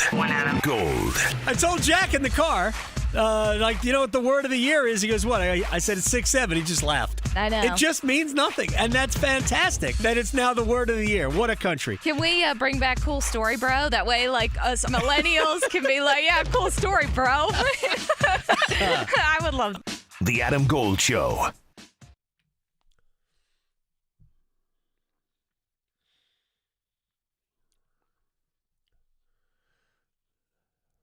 See Adam Gold Show. I'm Adam Gold, Victoria producing the program. Tomorrow night at I believe it is the Verbo Fiesta Bowl. Why can't we get Tony the Tiger and Pop-Tarts in the college football playoff semifinal round? We will have Miami. What? Miami? That's right, in the college football playoff semifinal against Ole Miss. What? Chip Patterson, CBSSports.com, Cover 3 podcast moderator, joins us to talk about the college football playoffs, the semifinals, what we've seen, a little transfer portal stuff. Sir, are you surprised that we're seeing Miami and Ole Miss and not Georgia and Ohio State? I think that it's all 4 teams spend money. Yeah. All 4 teams have a transfer quarterback. All 4 teams have a Nick Saban assistant, and all 4 teams are kind of bananas to imagine them as the national champion. And like the Ole Miss Miami one is the one that just, I think it was the very first thing I said when we started on like the end of the first New Year's Day, when we're doing our reaction to all of the first events. I'm just like, either Ole Miss or Miami will be playing for the national championship. And that's insane. I mean, it's just like 2 programs that have spent so much of the last 20 years bumping their heads, right? Getting so close, but then, losing at the absolute worst time, in the most painful ways possible. I mean, there's an Ole Miss team that should have played for the SEC championship, but they got beat on a 4th and 20 against Arkansas with Hunter Henry involved and maybe a tight end pass. Like, I mean, it's just, it is a program that has not been able to get to anything close to the promised land. They might be playing for the national championship after Lane Kiffin left you. I mean, incredible stuff. The Indiana-Oregon one, it's the last 2 Big Ten champs, right? Yeah. There's 2 teams that are double-digit win teams, 2 of the best coaches that have it going right now in the sport. That's makes sense. But everybody's got talent. Everybody's got money.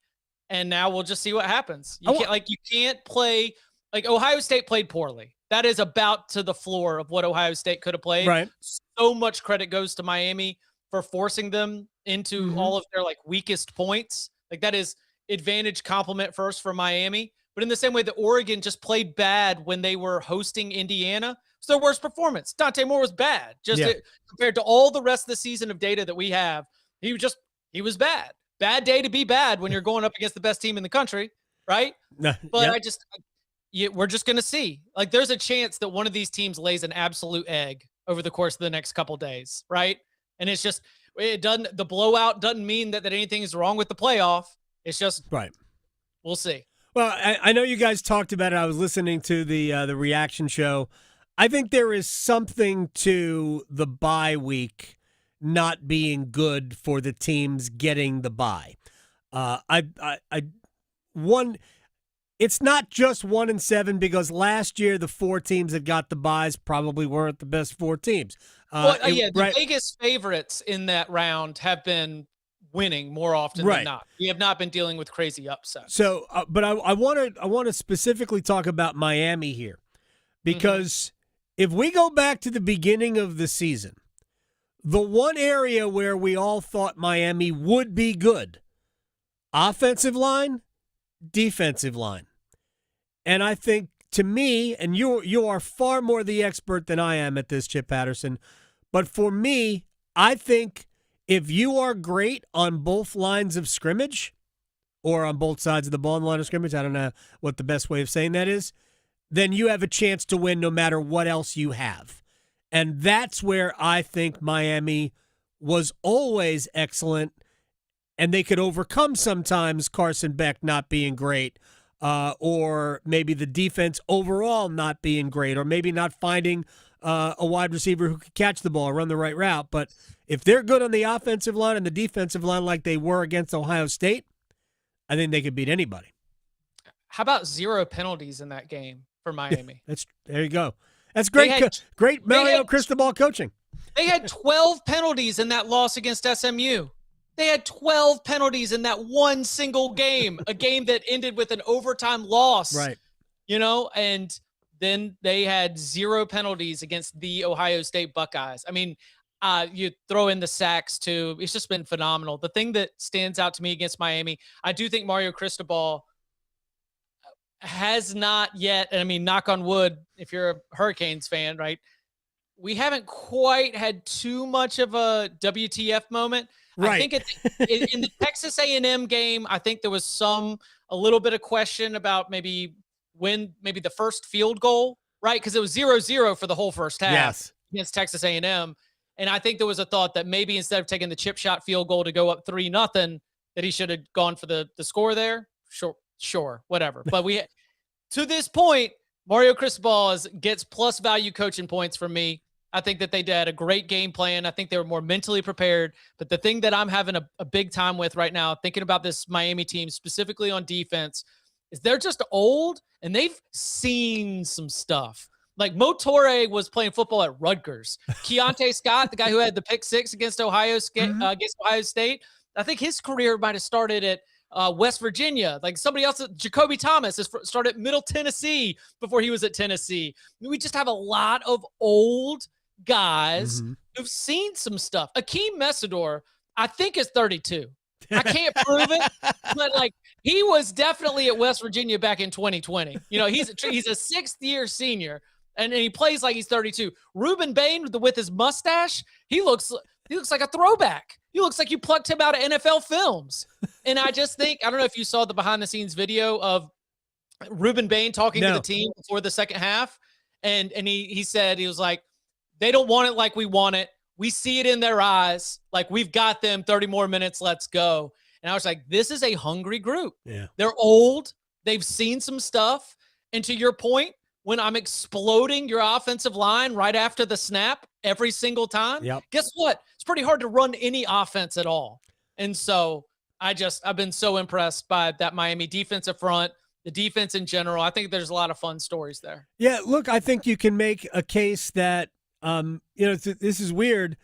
With the one exception of Oregon, if any of the other three teams win the national championship, it is an incredible story. And I don't want to slight Oregon because it's not like they've got national championships coming out of the woodwork. It would be them finally fulfilling what we thought could have happened in 2010 or 2014. I mean, this is a team that has played for the national championship 2 times already in the recent memory. And it's one of the new Reish powers that Phil Knight's money. We're going back now almost 20 years since Oregon has become, one of these national powers. But Indiana's, they've never been a football power ever at any point. And Kurt Signetti shows up. They're great last year. They're better than they were last year, this year. And who knows, they'll probably be even better the following year. But so that would be a story. Miami, you go back 25 years. They ruled the game. Yeah. They ruled college football. And to have Mario and they were the last team in. Yeah. So we get to, and like the dramatic way that they even made this bracket at all is like the beginning of the story, right? Yeah. Does head-to-head matter and all that, like a month of discourse. 1 month of discourse. My gosh. Miami started ranked number 18 when the committee released their first top 25. Yep. They were 18. They moved up and they were the last team in. So yeah, for them to be able to go on a run like that, and would then be Ole Miss just, then Ole Miss after Lane leaves them. It's not even their coaches anymore. Like half of their coaches are LSU coaches. I tell you what, I am excited in general that Trinidad Chambliss, if he gets the waiver, he's not going to LSU. He's going to be staying at Ole Miss. Kejuan Lacey, one of the best running backs in the SEC this year, he has said, he's committed to coming back. So it's it's good to see that Ole Miss is going to be able to continue to ride strong off this success. Chip Patterson with us as he is every Wednesday. I'm curious about this, and I don't know how much of this is planned in advance. It might be.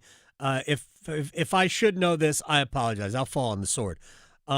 It seems logical to me that Miami and Ole Miss would play in the Peach Bowl and that Oregon and Indiana would play in the Fiesta Bowl. Was it predetermined that everybody would advance to where they advanced?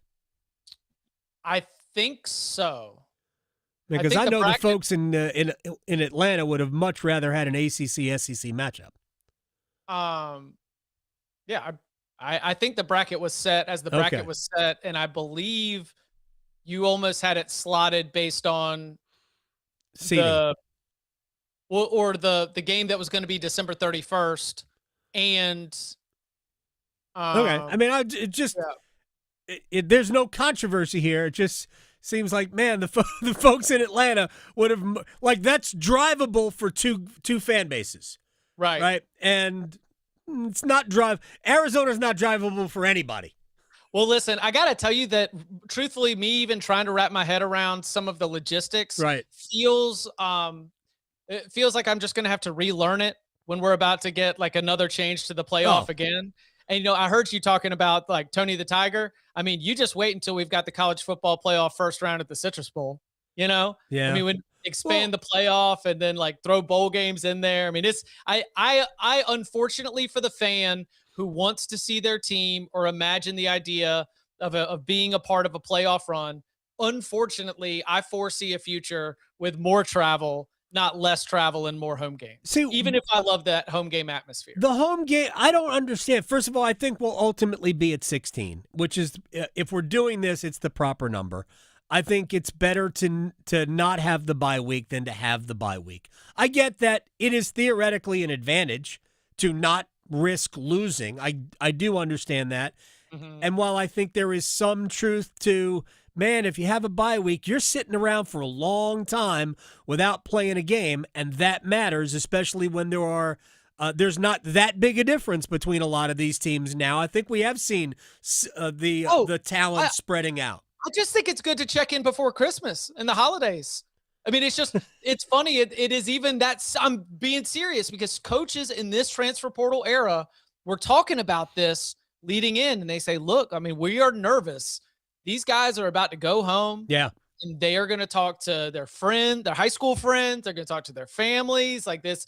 And they might come back with a different viewpoint on this football team. And I just think on a very like human level, the fact that all those teams that play in the first round get that blood pumping and they check in with each other, they reestablish that chemistry. It's not a layoff that goes from, for some people, if you don't play for the conference championship, a layoff that goes essentially from Thanksgiving all the way, into New Year's Eve. It's a long time. Yeah, and that's why the bowl season has always been, if we just get rid of the playoff, if your last game of the regular season is Thanksgiving weekend and your bowl game is in, December 30th, that's a long time without playing. A lot of things change. I think ultimately we'll be at 16, and I would like to see the playoffs start earlier and have 2 weeks, at least one, but I think 2 weeks of home games.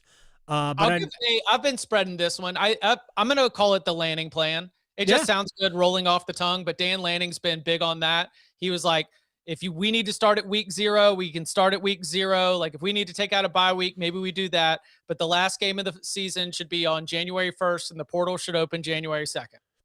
And I don't think you can get to the end of the playoff on January 1st. So I've tried to model it out, and we basically have to go to the old 4-team model or calendar where the championship game would be on the 9th, for example, or maybe right here on the 7th. And then you'd have the semifinals on the New Year's Eve, New Year's Day. But I do think that it's the other part of his argument that I like is he says Saturdays are for college football. I think that there should be college football on every single Saturday from the beginning of the season to the end. And the fact that we don't do college football because of the NFL, he said, oh God, this was so good. He said, we already do a lot for the NFL in terms of being a feeder system for them. So I don't know why we're like not playing football on Saturday because of the NFL.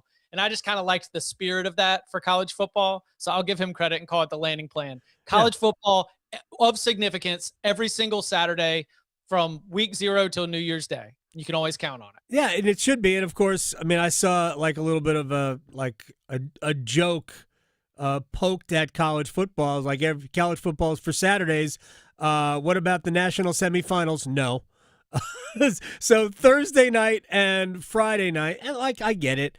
They do want to stay away from the NFL, and NFL playoffs start Saturday. I get it. But maybe that's as much of a shot at the mechanisms of college football that have us in the semifinals basically at the end of the first full week of January. Can we just sort of create a different end to the calendar, and because that would solve some of the transfer situation, coaching carousel. A lot of that would be flipped. I think if our season had a different calendar. All right, we only have a few more minutes left. Tyler Hansborough is going to join us in a little bit. Nice. But let me ask you about first of all, do you want to tell us who's going to win these two games? My prediction is that Indiana and Miami advance. So it's just a couple of favorites. And I think that Indiana really just might have been the monster that we thought Georgia or Ohio State would be. That when the bracket is released, like you mentioned a couple minutes ago, we just were like, okay, so it'll be Georgia and Ohio State, and that semifinal, that's really the national championship. Like we sometimes do that, Sure. both in the Final Four and also now in the CFP. But that was a very popular and a very sensible thought. Indiana had gotten Ohio State in the Big Ten title game, but they wouldn't get him again. This is Ohio State. And so, I could believe any result. My pick is that Indiana gets it done. And we stand in awe of what is truly one of the great coaching and like organizational turnarounds of my lifetime in sports. I agree with you. If Indiana does not win it, what kind of a hit is that to the? I mean, obviously you don't get the ultimate story. Oh, fantastic question! Because do you know who's been absolutely cleaning up in the transfer portal right now? Indiana. Yeah. They're going to be back. This is what they go. They've got a certain pitch. They've got a great bank. And they are cleaning up once again. I just don't think they're going anywhere. Do you know what this is? This is Houston. And then we'll just come down to like whether or not Kelvin Sampson can get it done. but Houston's retained a lot. Houston basketball has retained a lot. We are just going to, and there are some players like Charlie Becker, the wide receiver who's kind of emerged late in the year. He's a sophomore. I mean, it's mostly an old team, but they do have some homegrown guys that are now starting to come up in the program. And a lot of the transfers that they take are multi-year eligibility guys, not just mercenaries. But I was just saying in terms of, you just always expect Kelvin Sampson's Houston teams. Yeah, they're going to be one of the best teams in the country. Absolutely. Yeah. And I think we're like that with Kurt Signetti's Indiana now. And it's only been 2 years. It's so funny. I've got no reason to doubt it. They do everything right. And when they stop doing stuff right, they'll lose because they don't look the same as Ohio State getting off the bus. And then they go and they beat them. All right, one quick thing, and we're going to have to be fast here. If Miami wins and they win this whole thing, what are the chances that Jim Phillips and an ACC media, and I'm not going to do this because I think it'd be somewhat of a reach. What are the chances that the ACC taunts 3 different schools winning a national championship in a 10-year period? I mean, hold on. So you're saying 16, 18, and then this would be this one? Well, didn't Florida State? Oh, no, it was a little before that. That's right. So 15 years. Florida State was 13. Right, 13. Yeah. So 13 years. You'd have 13. Still 16. 3 different schools. That's when you can talk about, football across the board, even though Florida State's a mess. It's a total mess right now. Just an abject disaster. No, I think that I don't know if you've heard any of Mario's quotes as he's been around at, the various media availabilities. Right. As they continue, as you continue to win, continue to trot you out in front of that microphone. Yep. He has been a great cheerleader, or at least, someone who says, I'm paraphrasing here because he said it multiple times, like something, I hope our success shows us how tough this league really was. He's doing the real. Right. See, I won't do that because I don't believe it really was, but. Right. But that's what I'm saying. Like, I think that Jim Phillips doesn't even have to do the taunting, right? He just has to trot out Miami, because Miami then becomes an ACC success story. Yep. Right. So I don't think Jim Phillips, I remember, it was after Lamar won the Heisman, Clemson won the national championship, and then it might've been Clemson's like semifinal bowl win too, or something else. But at the football media days the next year, they just had the trophies. That's right. You were coming up those escalators. It's like, oh yeah, the Heisman Trophy. Yep. Yeah, that was won by the national championship too. Yeah, that one was won by the ACC too. Exactly. And I think that similar approach would be taken by the ACC again. Yes, because when you got the hardware, you just let it speak for itself. And then they send out all the all academic awards, and that's what they were really taunting. Chip Patterson, my man, I appreciate your time, sir. Cover 3 podcast is a must. I thank you very much for doing it as well as you guys do. Sounds good. Y'all be well. Talk to you next week. All right, when we come back, Tyler Hansborough, a National Player of the Year, a national champion, and now a North Carolina Sports Hall of Famer. Next. Delivering more hits than the Canes forecheck. Shoot, he scores! The Adam Gold Show on the North Carolina Sports Network. Did you know Medicare fraud is costing us $68 billion a year? The NC Department of Insurance Senior Medical Patrol Program's goal is to reduce Medicare fraud, waste, and abuse. If you suspect any billing or Medicare fraud issues, we're here to help. Contact SMP today at ncshiip.com or call toll-free at 855-408-1212. Project supported by grants from the Administration for Community Living. Contents do not necessarily represent official views of, nor an endorsement by ACL, HHS, or the U.S. government. Seniors, know your rights when looking for new housing. Licensed adult care homes come with rights to quality care, oversight, and a long-term care ombudsman to advocate for you. In registered multi-unit assisted housing, services are arranged separately, and you could have fewer care-related rights. For more information, contact your regional ombudsman today, because knowing your rights means protecting your future. Go to ncdhhs.gov/contactnc for more information. Brought to you by the North Carolina Department of Health and Human Services. North Carolina ranks second in the nation in potential agricultural land lost by the year 2040. The NC Forever Farms program supports the preservation of family farms through permanent agricultural conservation easements and has received a record number of applications for 3 straight years. Landowners interested in preserving their working farm through the Farmland Preservation Division of the North Carolina Department of Agriculture and Consumer Services can learn more by visiting ncadfp.org. If you pay your city or town for electricity, you live in a public power community. Public power communities provide electricity to families and businesses from a locally owned and operated system. Public power systems are not-for-profit and provide electricity at affordable rates with unbeaten reliability. Your local public power provider invests in your community, providing local jobs and supporting your local economy. Electricities of North Carolina is the energy behind public power. Learn more at electricities.com. No matter your struggle, you are not alone. The 988 Suicide and Crisis Lifeline is free, private, and always available. If you feel lonely, isolated, anxious, or overwhelmed, help is here all day and night. Call, text, or chat 988 without cost, without judgment, and without waiting for an appointment. You'll get support that can make a difference. Brought to you by the North Carolina Department of Health and Human Services. And we're live here outside the Perez family home, just waiting for the... And there they go, almost on time this morning. Mom is coming out the front door strong with a double-arm kid carry. Looks like Dad has the bags. Daughter is bringing up the rear. Oh, but the diaper bag wasn't closed. Diapers and toys are everywhere. Ooh, but Mom has just nailed the perfect car seat buckle for the toddler. And now the eldest daughter, who looks to be about 9 or 10, has secured herself in the booster seat. Dad zips the bag closed, and they're off. But looks like Mom doesn't realize her coffee cup is still on the roof of the car. And there it goes. Oh, that's a shame. That mug was a fam favorite. Don't sweat the small stuff. Just nail the big stuff. Like making sure your kids are buckled correctly in the right seat for their age and size. Learn more at nhtsa.gov/the right seat. Visit nhtsa.gov/the right seat. Brought to you by NHTSA and the Ad Council. Here's the deal. We gotta set ourselves up.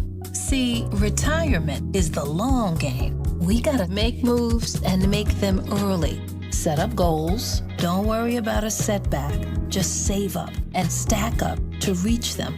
Let's put ourselves in the right position. Pre-game to greater things. Start building your retirement plan at thisispretirement.org. Brought to you by AARP and the Ad Council. This is Adam Gold. So Mike Vrabel, the coach of the New England Patriots, they asked him about birthday cake, and he said there was only one cake qualified for his birthday cake. Oh. Yes. Okay. Do you want to guess what that is? Is it vanilla? No. Oh. Carrot. I love him even more. The Adam Gold Show.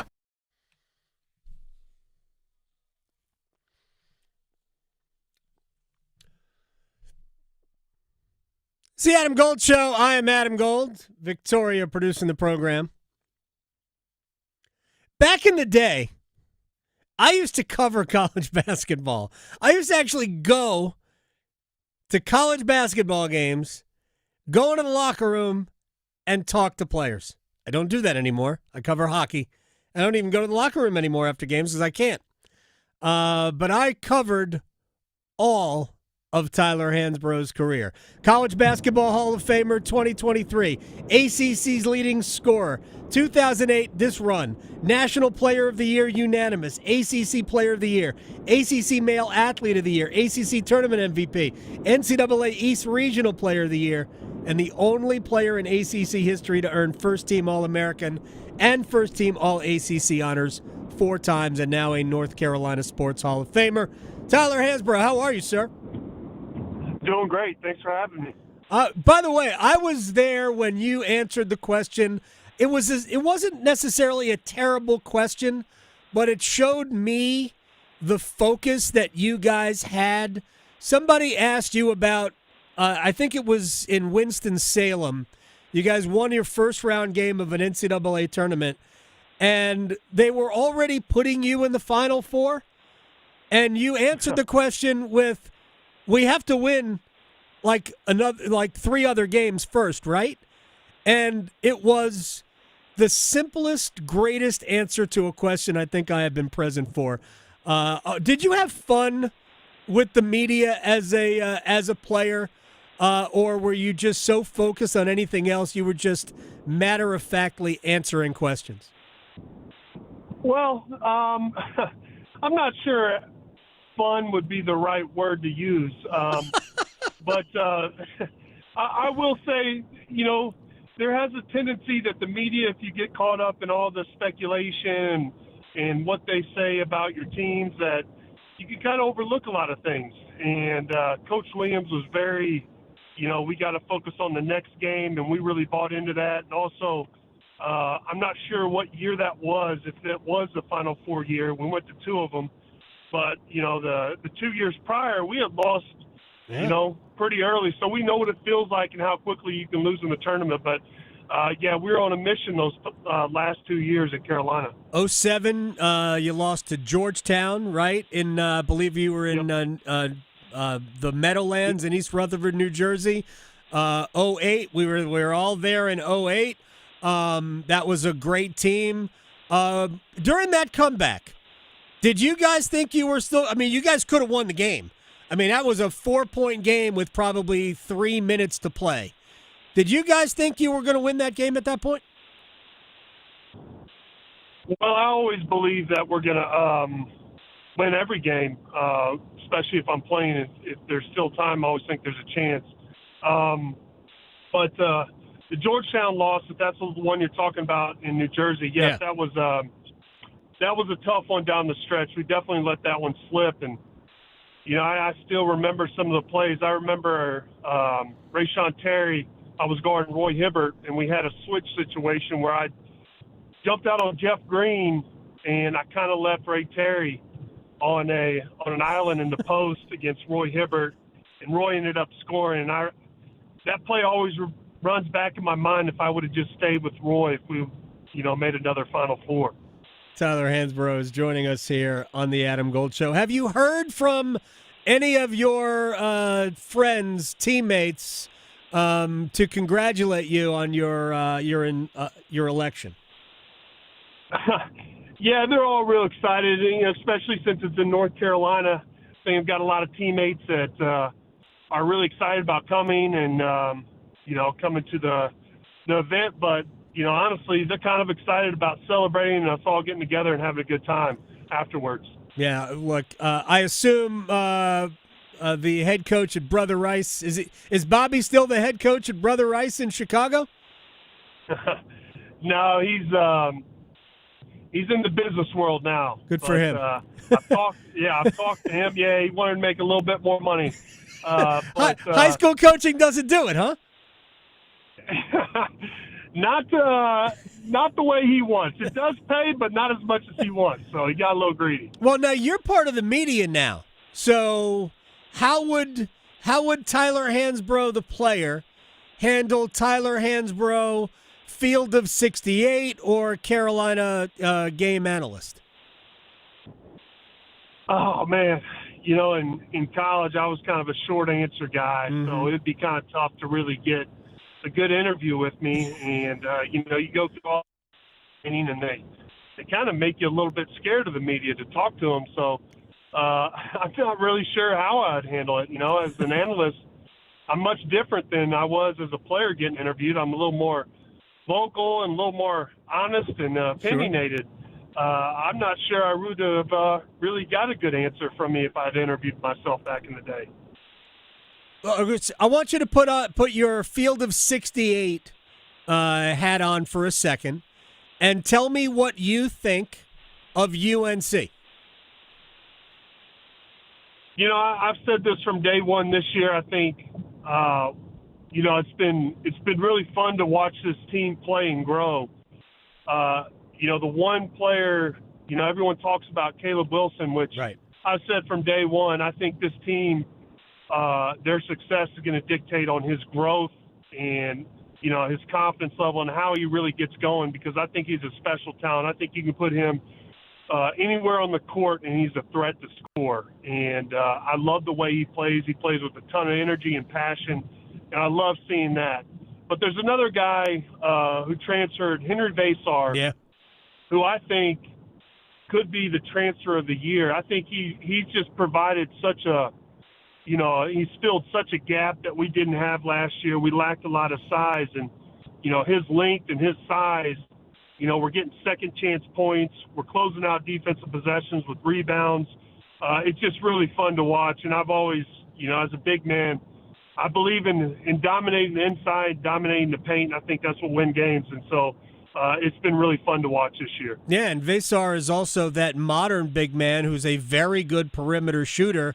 So you can't just, you know, back off of him and let him come to you. You got to go out and guard him out there, and that opens up the floor for drives and things like that. What is the one weakness that concerns you about UNC?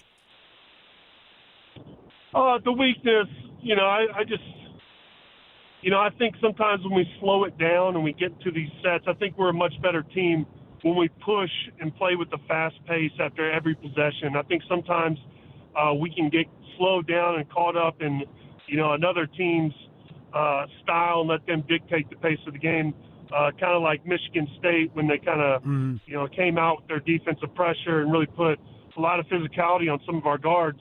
I think that's one, you know, vulnerability, but also I think we've got to grow at the point guard position. And, you know, we were still, you know, we got some young players. I think Derek Dixon has come in and, you know, he had some good games, but, you know, he's a freshman. And, you know, just like every other freshman, sometimes you're going to, you know, make a few mistakes. But, you know, I think if we can get, you know, that point guard position, somebody playing with a lot of confidence and improves throughout the whole season, I think that's going to be a big improvement for this team. Tyler Hansborough, elected to the North Carolina Sports Hall of Fame. I'm going to ask you the same questions about Duke. First of all, do you have a hard time talking, you know, positively about the Blue Devils, even as a national Field of 68 guy? No, I don't, man. I tell you, I give John Shire a lot of credit, though. He's done a really good job, and, you know, I think he's adapted probably better than any college coach out there to this new landscape. It just seems like Duke just has these players year after year, and I've always been a big believer that veterans and, you know, older players, they win, but he's kind of proved me wrong. It's been very impressive, the talent that he gets year out and what he's done at Duke, but, you know, I don't care how good they are. I still have my Tar Heel bias, and I'm always, you know, kind of pulling for whoever they're playing. So you played against John, right?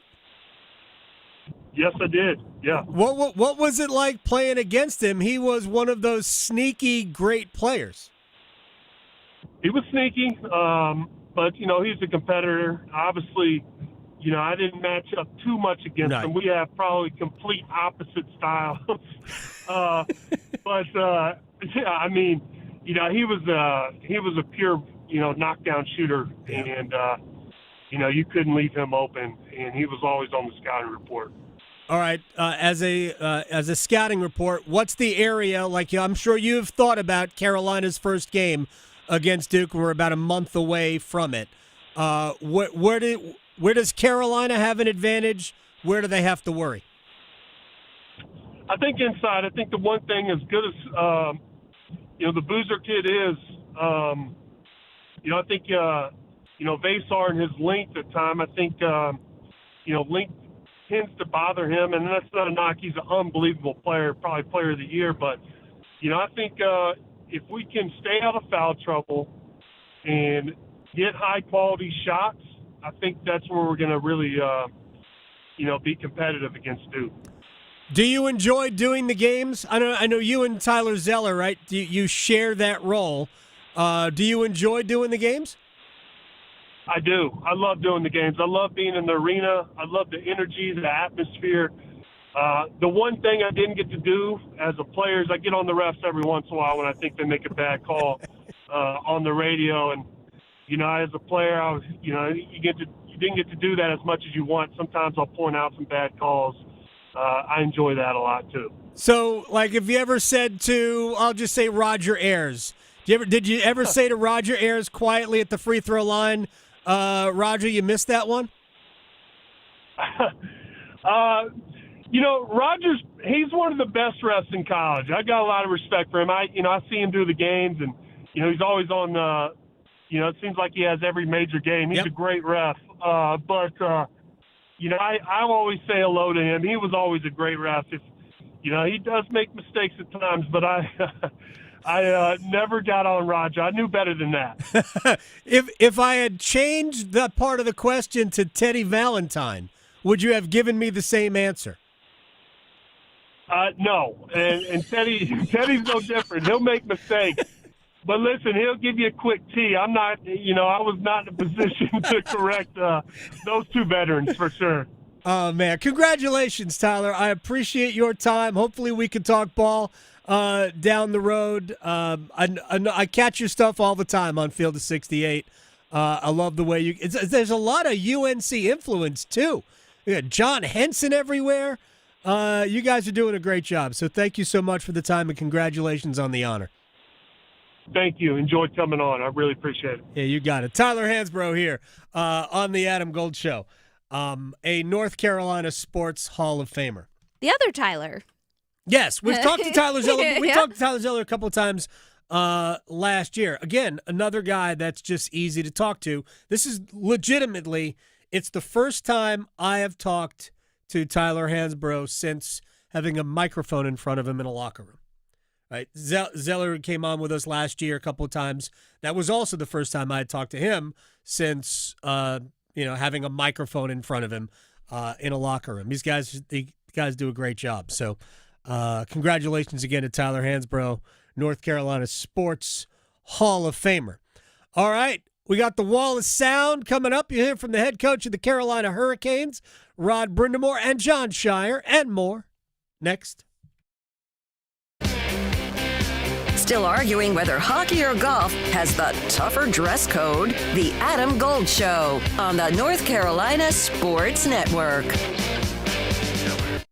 Hey, it's Adam Gold from my friends at FanDuel, America's #1 sports book, and we are ticking down the clock to the start of Wild Card Weekend. It begins on Saturday as the Panthers and their 8 wins host the juggernaut Rams at Bank of America Stadium. Also that night, maybe the greatest rivalry in the NFL's history, Bears and Packers for the 3rd time in 5 weeks. Incredible stuff. And all customers can get a Profit Boost Pack every playoff game day during the wild card round. It's all waiting for you in the app. FanDuel is the place, an official sportsbook partner of the NFL. Grab your Profit Boost Pack every NFL playoff game day. 21 and over and present in North Carolina. Opt-in required. Bonuses issued as non-withdrawable Profit Boost tokens. Restrictions apply, including any token expiration and maximum wager amount. See terms at sportsbook.fanduel.com. Gambling problem? Call 877-718-5543 or visit morethanagame.nc.gov. Do you have a smartphone? Of course you do. Do you have a pocket or pouch or human hand to hold your smartphone? Then you have no excuse. Download the 99.9 The Fan brand new app today and take us with you wherever you go. Your favorite hosts, podcasts, and live sports action all in one place. Available for Apple iPhone and Android phones. Finally, there's an app for 99.9 The Fan. Download the 99.9 The Fan app today. Powered by Aspire Money Management. When you take a walk around your neighborhood and notice all the things that make it feel like home, like all the houses lined neatly together in a row, or your neighbor, Miss Rita, who always waves at you when you drive down the street, or that movie theater in the strip mall that might look a little worn down, but has the best popcorn you've ever tasted. One thing might be a little harder to notice, because somewhere tucked in that neat row of houses is hunger.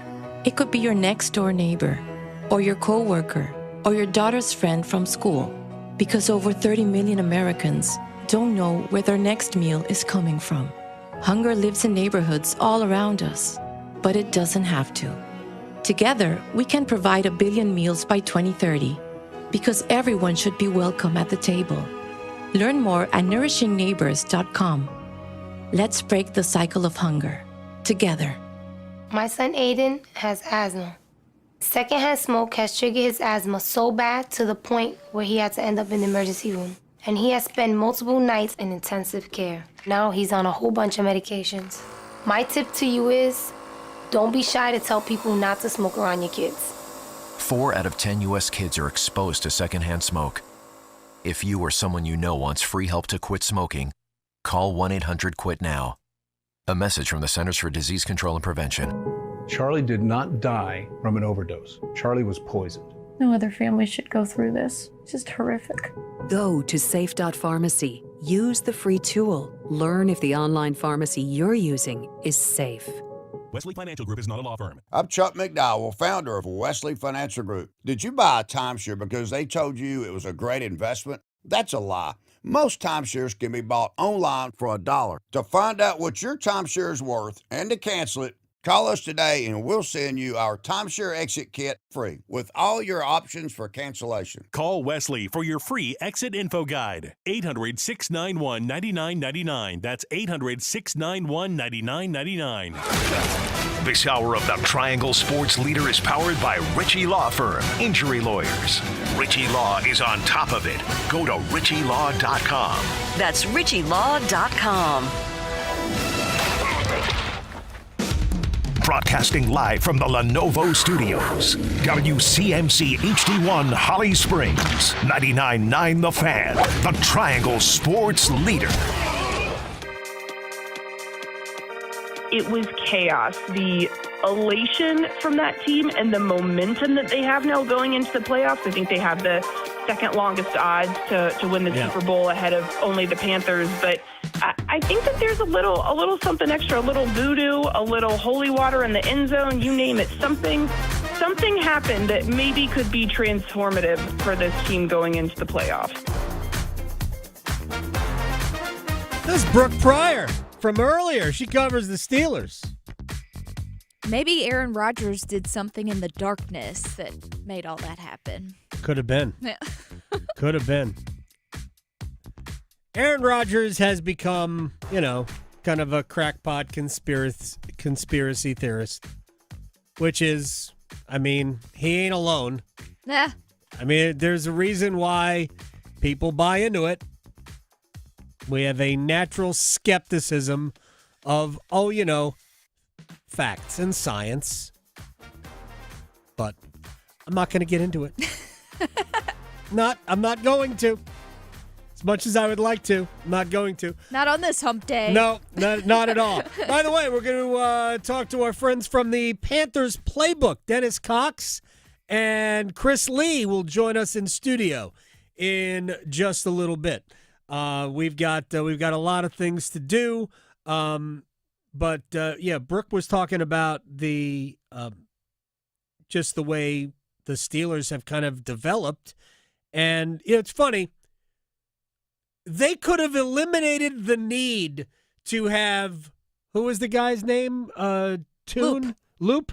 The kicker that missed it. Uh-huh. They could have eliminated the need for Loop to miss a chip shot field goal.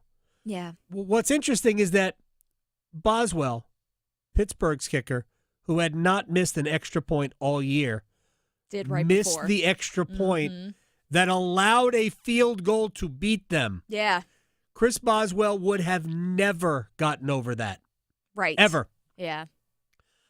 Because I do think that a lot of people, Rodgers has a way of charming you. I believe this about Aaron Rodgers.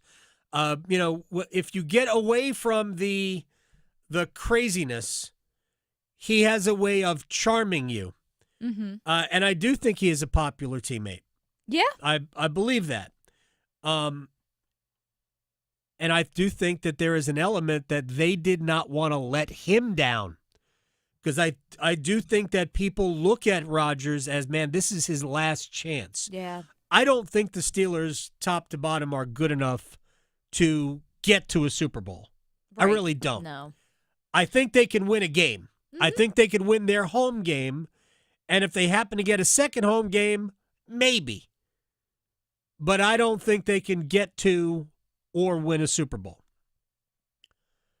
But I think they wanted to get to the playoffs and give Rodgers another play. Not that it's all about him, but I think it's an element that was playing into it.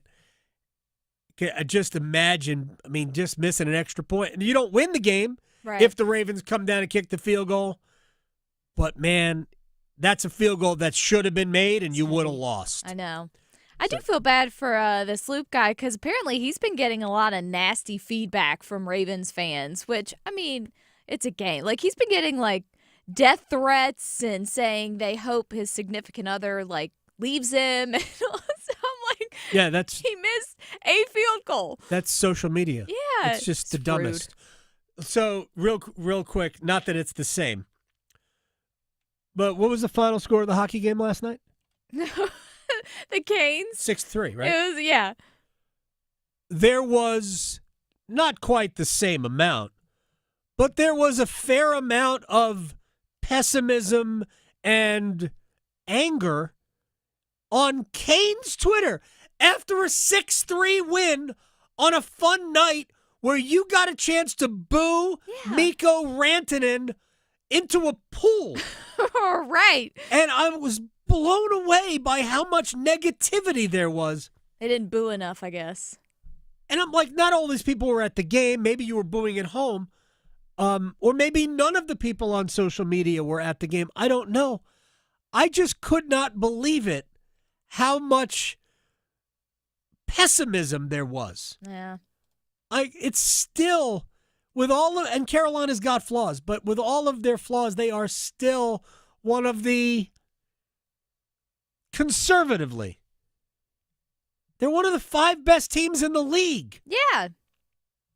What is our issue? And we haven't had, arguably, our best player for more than 5 games. Exactly. I just even retweeted the Canes. They posted. I love their media. Is so great. Straight bussin'. It was saying how Brandon Bussey is the fastest goalie to reach 15 wins. Look at him go. 15, no 2-1. Complain about that. In 18 starts. It's crazy. And he was very good again last night. But it is amazing to me. And I think, and I don't know what role I played in it yesterday, because we talked about it. Rod Brindamore, the comments about Jesperi Kotkaniemi. And for whatever reason, I don't know why it is, but it's a reality. Kotkaniemi has a fan support, and I'm glad that he has fan support. But it's not necessarily a realistic group in terms, we have to be able to see with our eyes and assess who players are. If Jesperi Kotkaniemi played the way he is asked to play, he'd always play. Yeah. He's better than Mark Jankowski. He's better than Noah Philp. And honestly, those two, they're not even close He's a better player than both of those other guys. So if the decision comes down to who I'm going to play, this guy, or this guy, if Kotkaniemi is not chosen, that's about him.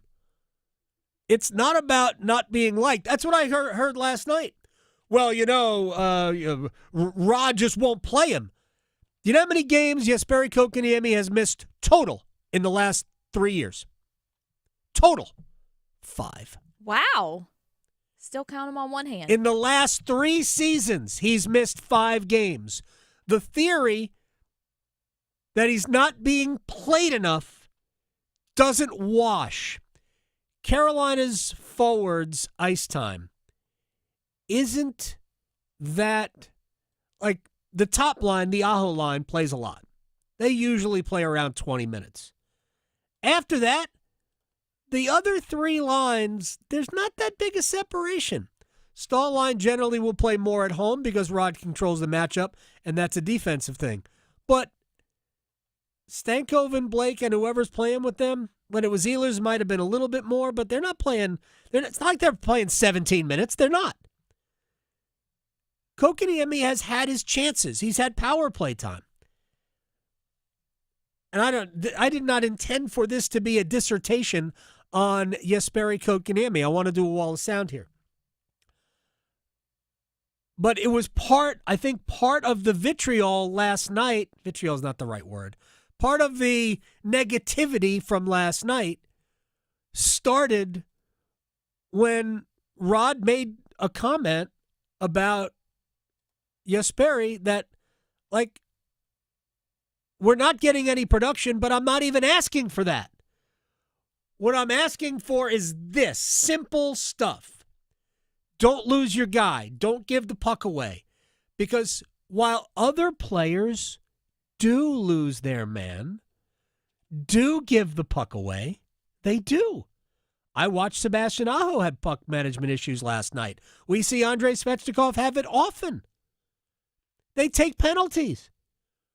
What we also see, however, is those guys make hugely positive impacts in the game to make up for it. If Aho or Svechnikov were not doing that, the head coach would be less likely to give them grace. Same thing with Josh Allen. When he has a bunch of turnovers, he makes up for it by getting a touchdown. Or 6. Yeah. So, the reason why Jesperi Kotkaniemi is a healthy scratch this year, it's been a lot. I don't think he has played half the games. I think he's played 20. Now, some of that is injury, and he left the lineup the last time because of injury. This one, he left the lineup because he was deemed healthy scratchable. But as if he were to play the right way, the way this team wants him to play, and maybe it's not the way he wants to play, which is a problem. But if he would do the things that they wanted him to do and stayed on that, he would never be a healthy extra because he has more ability than Jankowski and Philp. I mean, everybody can see that. The head coach can see that. But he's got to be able to do the other things consistently. I also don't think it helps that the offensive zone penalty he took in the playoffs when Carolina was ahead of Florida, I don't think that helped either. There might be some scar tissue there.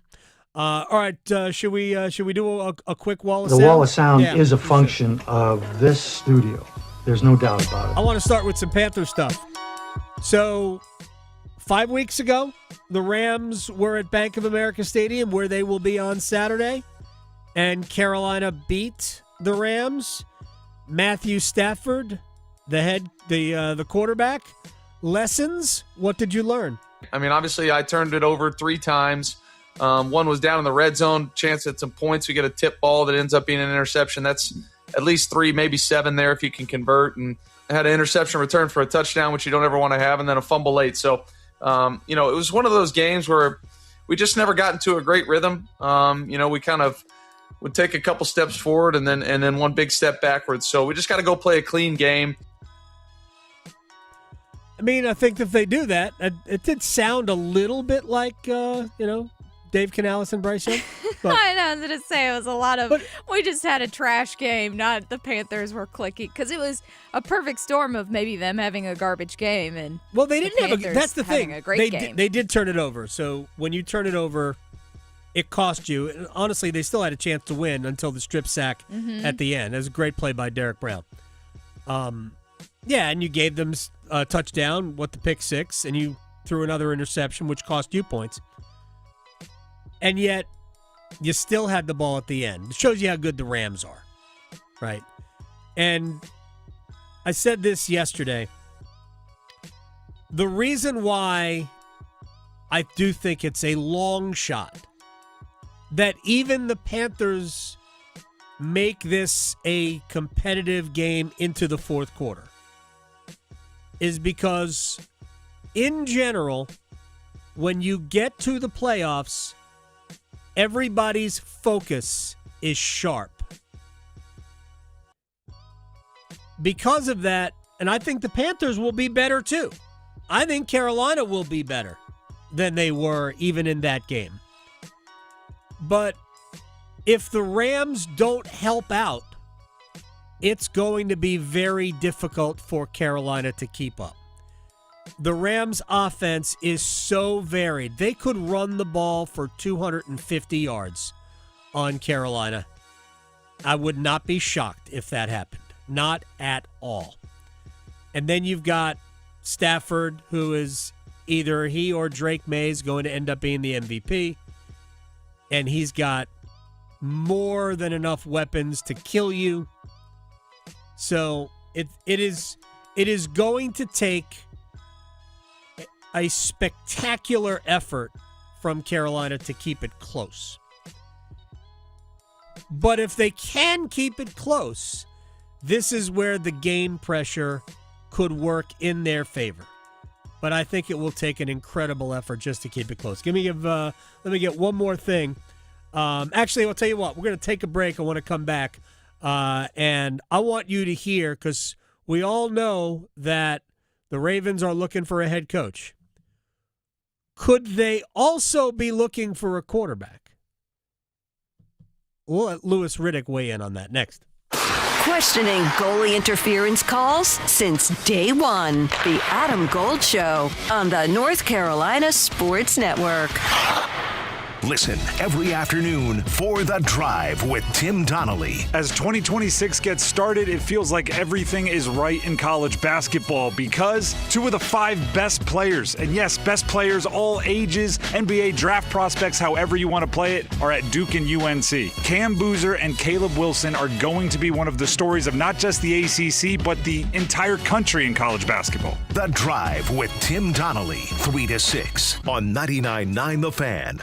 My Carolina Panthers actually somehow made it into the playoffs. So that means that there are tailgates and watch parties to get ready for. I'm Victoria Vodnecker here for Blue Shark Vodka. And even if you're not a Panther fan like me, maybe you're a fan of another team in the playoffs or just a football fan in general and you like to tailgate, make sure you bring the cleanest, smoothest vodka made right here in North Carolina. You can add it as a mixer or take it straight because it's the shark without the bite. So go check Blue Shark Vodka out at your local ABC store today or visit them at bluesharkvodka.com. Pondering prizes with Cash Pop? Why pick just one pop when you can pick as many pops as you please? Up to 15. Picture this. You pick your pop, perhaps a powerful 7. Now pick more pops like a proud 9, a pristine 15, a perfect 10. Each pop propagates more potential to pack your pockets with prizes up to $2,500. So prepare for a peppering of prizes with Cash Pop from the North Carolina Education Lottery. Cash Pop. Play more pops, win more prizes. Must be 18 to play. See Cash Pop prize and odds charts at nclottery.com. Problem gambling helpline 877-718-5543. If you or anyone you care about is facing a family legal matter, call Cordell and Cordell today at 1-855-GET-LEGAL or visit CordellCordell.com to schedule your consultation. There's a lot on the line in divorce. This is Joe Cordell of Cordell & Cordell, the largest family law firm in the country, with over 35 years of helping clients navigate divorce. But being big doesn't mean less personal or less local. Our attorneys live and work in your community, and as neighbors, they understand the challenges your families face. Divorce touches all areas of your life: your home, savings, retirement, and of course, kids. So when you find yourself facing divorce, you need a partner you can count on. Visit CordellCordell.com to schedule your consultation. If you or anyone you care about is facing divorce, contact Cordell and Cordell today. With over 100,000 clients served, we understand the challenges you're facing on a personal level. Call Cordell and Cordell today at 1-855-GET-LEGAL. That's 1-855-GET-LEGAL. Joseph Cordell, licensed in Missouri and Illinois. CordellCordell.com. The best financial move you can make this time of year? How about lowering your mortgage rates to 4.99% fixed APR, the lowest rates in years? How about getting up to $500,000 out of your home equity in the process? You can do it now by calling Loan Pronto. Hey, it's Dennis Cox. With Loan Pronto's Rapid Equity Loan, you can get a ton of cash, pay off all those high-interest credit cards, and skip up to 2 house payments. One homeowner just got $300,000 approved in under 24 hours, wiped out their credit cards and 2 car loans, and saved $2,100 a month. Don't wait, no hard credit pull up front, and you probably won't even need an appraisal. Just fast, easy cash from your home's equity. Act now. Call 919-381-1760 or visit loanpronto.com. Start the new year by wiping out all higher interest debt and lowering your bills by thousands. Call 919-381-1760 and see how much cash you can get today. Loanpronto.com. Equal housing lender, NMLS 166171, APR for well-qualified buyers. Visit NMLSconsumeraccess.org. Victor deployed for the first time to Afghanistan in 2003. He sustained a moderate traumatic brain injury. One of the most important elements of caregiving is taking care of yourself. For many military veteran caregivers, their caregiving journey starts earlier in life and lasts longer. Visit aarp.org/caregiving for a free military veterans guide to navigate your caregiving journey and better care for your loved one and yourself. Brought to you by AARP and the Ad Council. Gold. Gold. Person in front of me in line had a box of wine. Oh, yeah. I feel that person. If you are buying boxed wine on a Friday, that thing is open right now. In the car. Yeah. I don't even need it to cool down. She jammed a big straw right through the top of the box yeah. in the Went car. to the gas station to get a cup of ice. Like, they don't even care. The Adam Gold Show.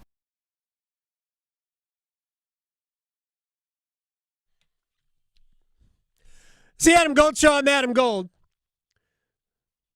The Panthers playbook duo will be with us in just a couple of minutes.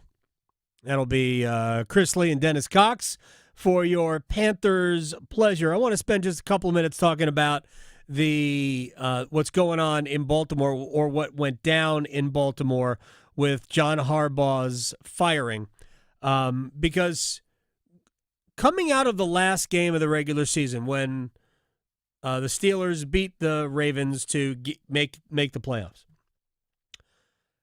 the Sunday, the talk coming out of the locker room was, could Lamar Jackson be leaving Baltimore? Do you know what his cap hit is next year? Ooh, no. $75 million. Oh, that's all? In a cap hit. This is what happens when you've got cap issues, but you got to sign long-term, contracts to players like this. You end up backloading it. So, every team has been in this position. So he's not playing on a $75 million cap hit this year. So the Ravens will have to restructure the contract, which I don't know how they're going to get around it. There's a lot of ways you can do it. You can just make the contract super long and backload some of the money, but eventually you're going to have this issue again. Anyway, there has been friction between John Harbaugh and Lamar Jackson. Adam Schefter was asked if Lamar Jackson played a role in the firing. I just think it's an overall directional issue for the Ravens and for John Harbaugh. I think after 18 years, people feel like maybe it's time to try something new. And I don't think it's a Lamar Jackson issue. I'm sure perhaps it contributed to it. I think it was a little bit unusual for Lamar Jackson not to come out and at least endorse his coach the other night. But I don't believe that's what drove this in the end. I think there were a number of factors. I think it was a lot of different things after 18 years. And they came so close to getting over the hump In each of the last 3 years, we had Zay Flowers drop the ball at the goal line against the Chiefs in the conference or the AFC Championship game. We had Mark Andrews drop on the 2-point conversion last year. We had Tyler Loops miss field goal. And sometimes you feel like you're knocking on the door and you're not getting in, and it's time to make a change. All right, that's Adam Schefter. Now, Dan Graziano, what went into the firing? The Ravens had an extremely disappointing season. They were a preseason Super Bowl favorite that finished 8-9 and were eliminated Sunday night with a loss to the Steelers. It has been difficult for the Ravens in recent years to have the kind of postseason success that they feel matches up with the rosters they have built. Last year, eliminated in Buffalo in a very disappointing fashion. The year before that, losing the AFC Championship game at home to the Kansas City Chiefs. Ravens, John Harbaugh, this has been a very long and very successful marriage. They did win a Super Bowl together, but all good things do come to an end, and it seems the Ravens have made the decision that now is that time. All right. What 18 years, whatever, disappointing. Some of that is on players, as you heard, right? Drop pass, a couple of drop passes, missed field goal. Some of that is injury. Lamar Jackson didn't finish 2 years in a row. All right, now for Louis Riddick.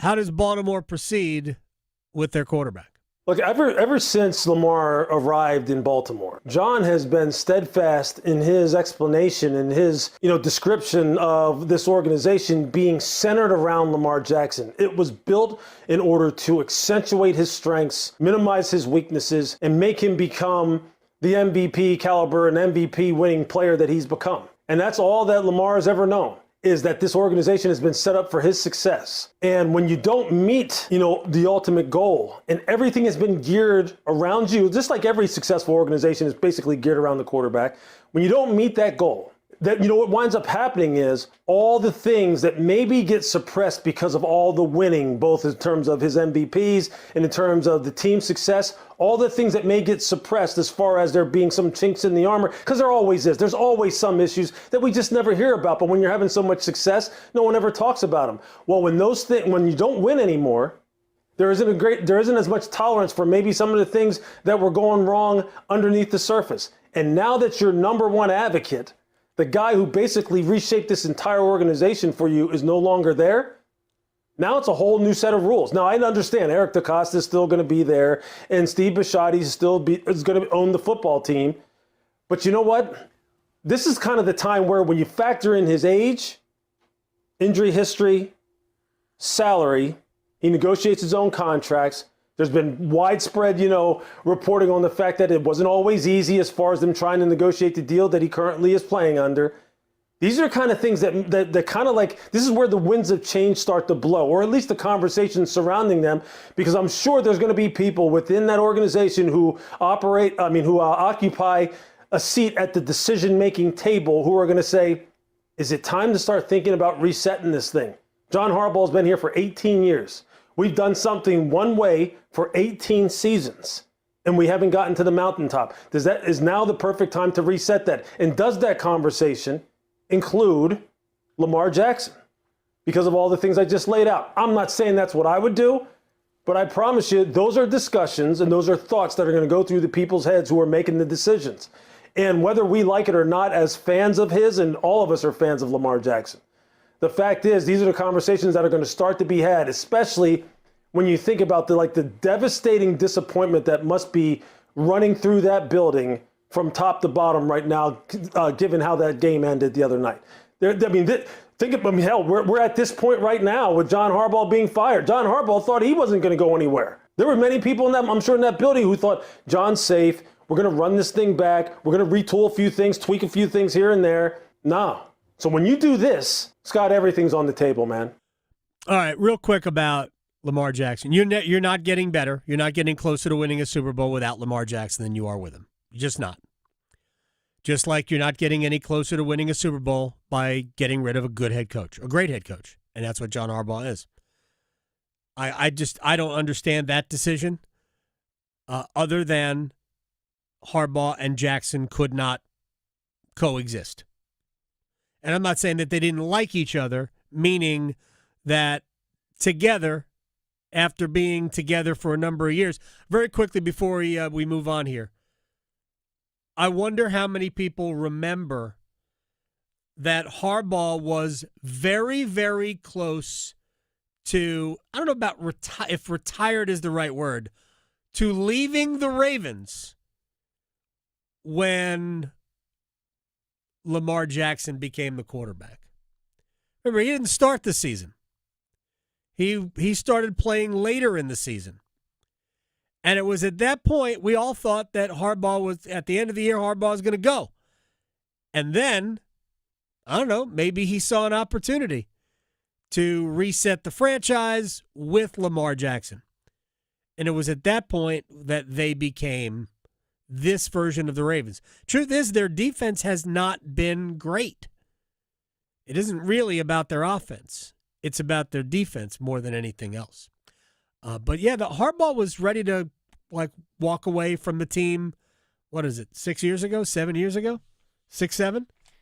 Sorry about that. I'm Second day in a row. I'm embarrassed. I'm embarrassed I even did that. When was Lamar Jackson drafted? I don't know why. They're not in the playoffs. That's why I don't have it. That's why I don't have it listed here. There's a lot of good young quarterbacks in the playoffs. 2018. Yeah, 2018. He was in the same draft as Josh Allen and Sam Darnold, but he was at the end of it. Yeah. Right. We've got 2 quarterbacks in from 23, C.J. Stroud and Bryce Young. 3 from 24, Bo Nix, Caleb Williams, and Drake May. 22, Brock Purdy, the last player selected in the draft. Mr. Irrelevant. Exactly. Trevor Lawrence from 21, 3 quarterbacks from 20, Justin Herbert, Jordan Love, and Jalen Hurts.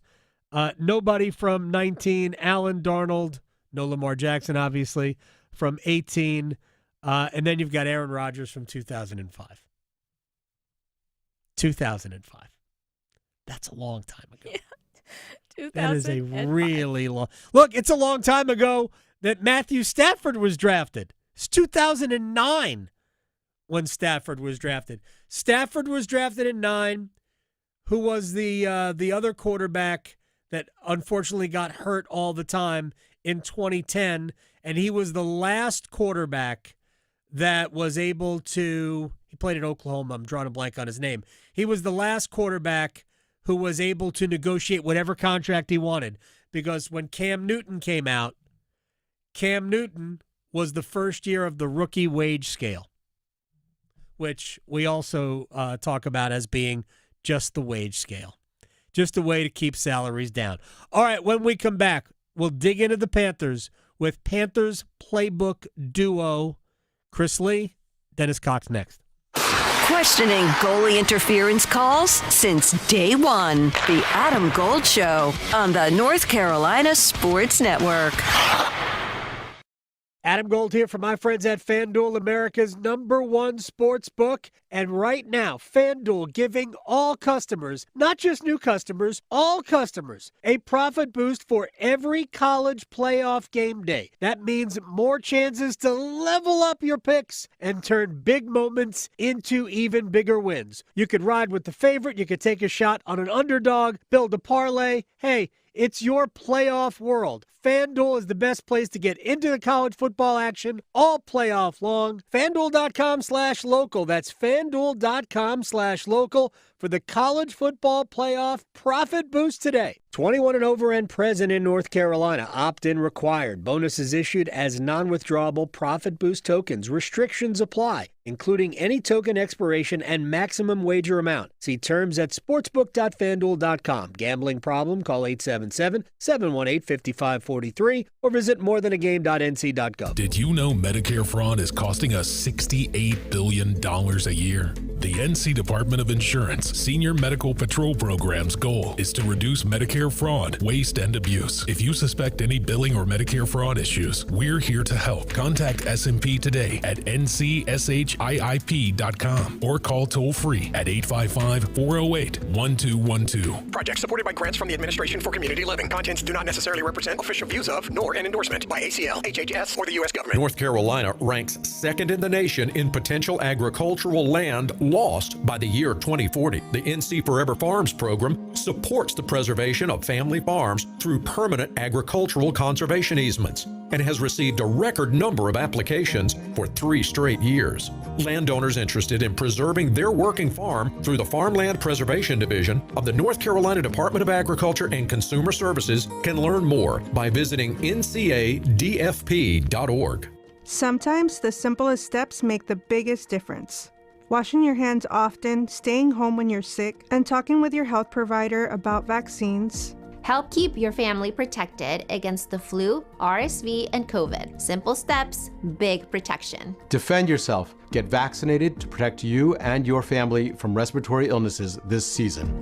Visit myspot.nc.gov to find yours today.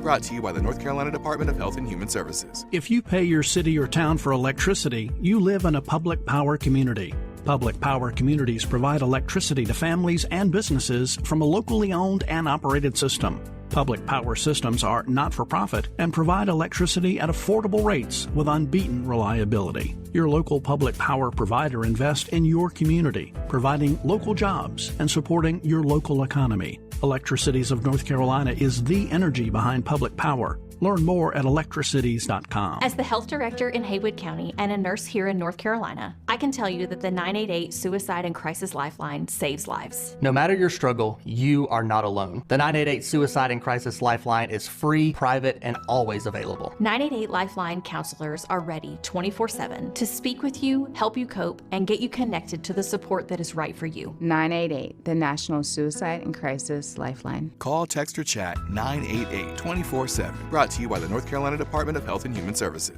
Smokey the Bear. Then you know why Smokey tells you when he sees you passing through. Remember, please be careful, it's the least that you can do. What you desire, don't play with matches, don't play with fire. After 80 years of learning his wildfire prevention tips, Smokey Bear lives within us all. Learn more at smokeybear.com, and remember, only you can prevent wildfires. Brought to you by the USDA Forest Service, your state forester, and the Ad Council. One Adam. Gold. One Adam. Gold. Turtle cake? Like, what are we... What? Isn't that an ice cream? What? Where's the confetti cake? Because, hello, confetti cake, delicious. With the little, I don't even know if it's real, but the little dots in the icing, like...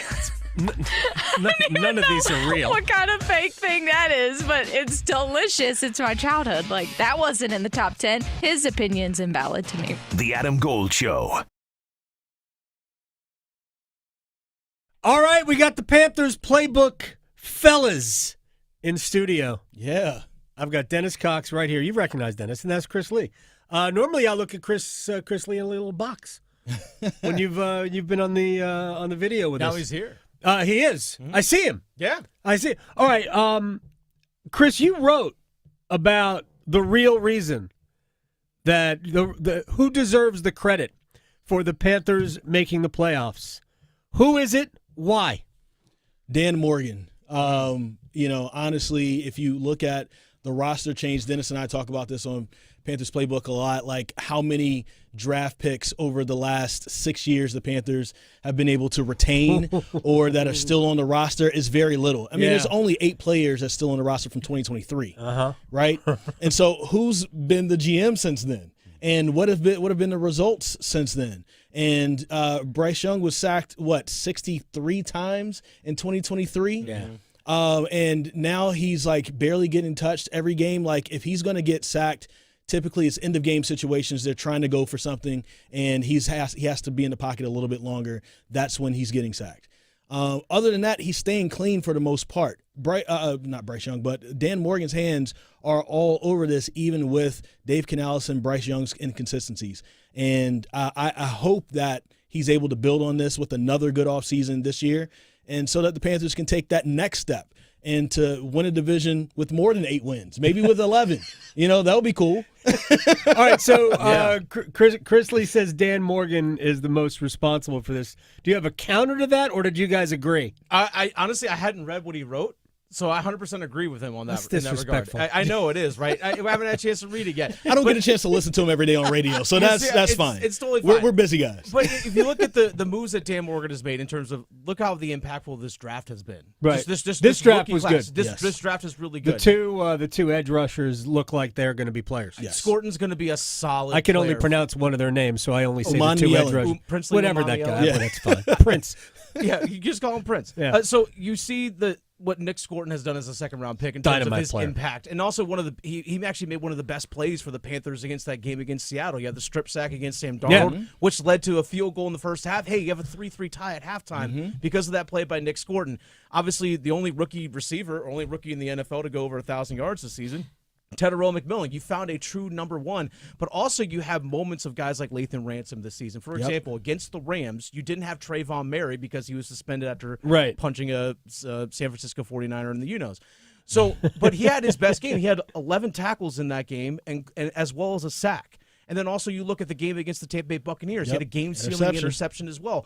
They have found impact from these guys throughout the entire lineup. I love Ransom. I didn't even, the game that was at San Francisco. Was it the Saints game? Yeah, the Saints game. I'm not going to hold that against him.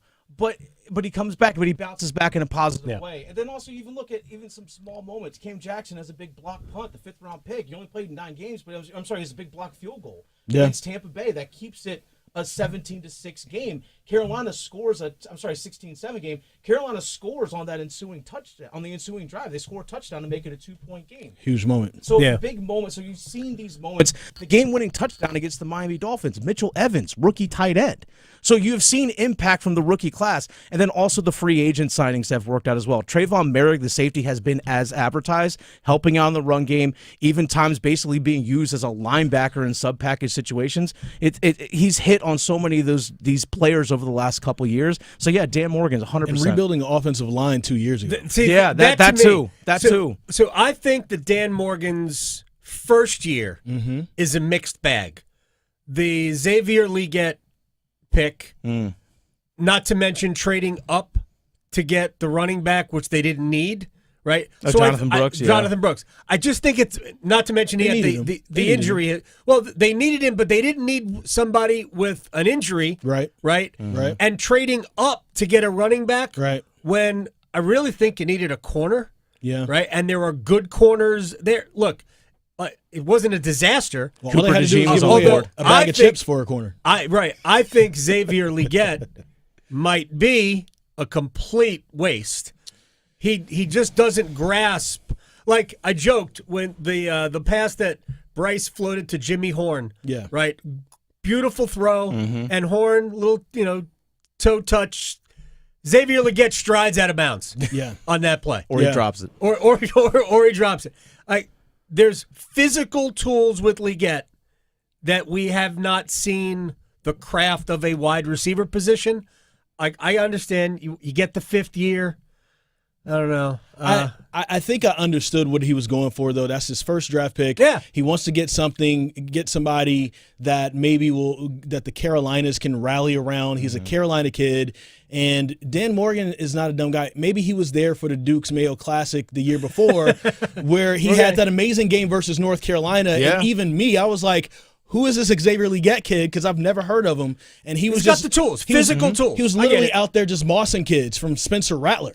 Right? So it's like, it's easy to talk yourself into it. It just hasn't worked out as a pro. Isn't the real reason the Panthers are in the playoffs, though, the NFC South? Yeah. That's a part of it. I mean, look, 8-9. That's a huge part of it, but even with that, even if they were in another division, the fact that they're 8-9, I think if they were to still get to 8-9 in any other division, that's a far cry from where they've been. It shows growth in Dave. Yes. Like me personally, and I said this at the very beginning of the show, if I were the Panthers, I would fire Dave Canales today and hire John Harbaugh. Really? I'm actually not against that. Today. All right. I'm not against that. I mean, before the playoff game. I'm actually not against that. I would fight before the playoff game. I'd have John Harbaugh at home ready to play the Rams. You know, it's interesting that Adam Schefter reported that his agent, Harbaugh's agent, had 7 teams. but there's only 7 openings. Yeah, one of them is the Ravens. Yeah, exactly. So I'm like, there's a team with there's a coach. a team. Was it Dan Morgan? Can I go back to the NFC South thing? That's not about as much about Canales as I don't understand why an elite head coach just got fired. Yeah, going back to the NFC South thing really quickly. Even though you have 3, 8, and 9 teams, what people also miss is if you combine all the wins in the NFC South, it's more than the AFC East. And that is the division that has Drake May and also Josh Allen. So it looks bad because you have 3 teams with that, and the team with the losing record is in the playoffs.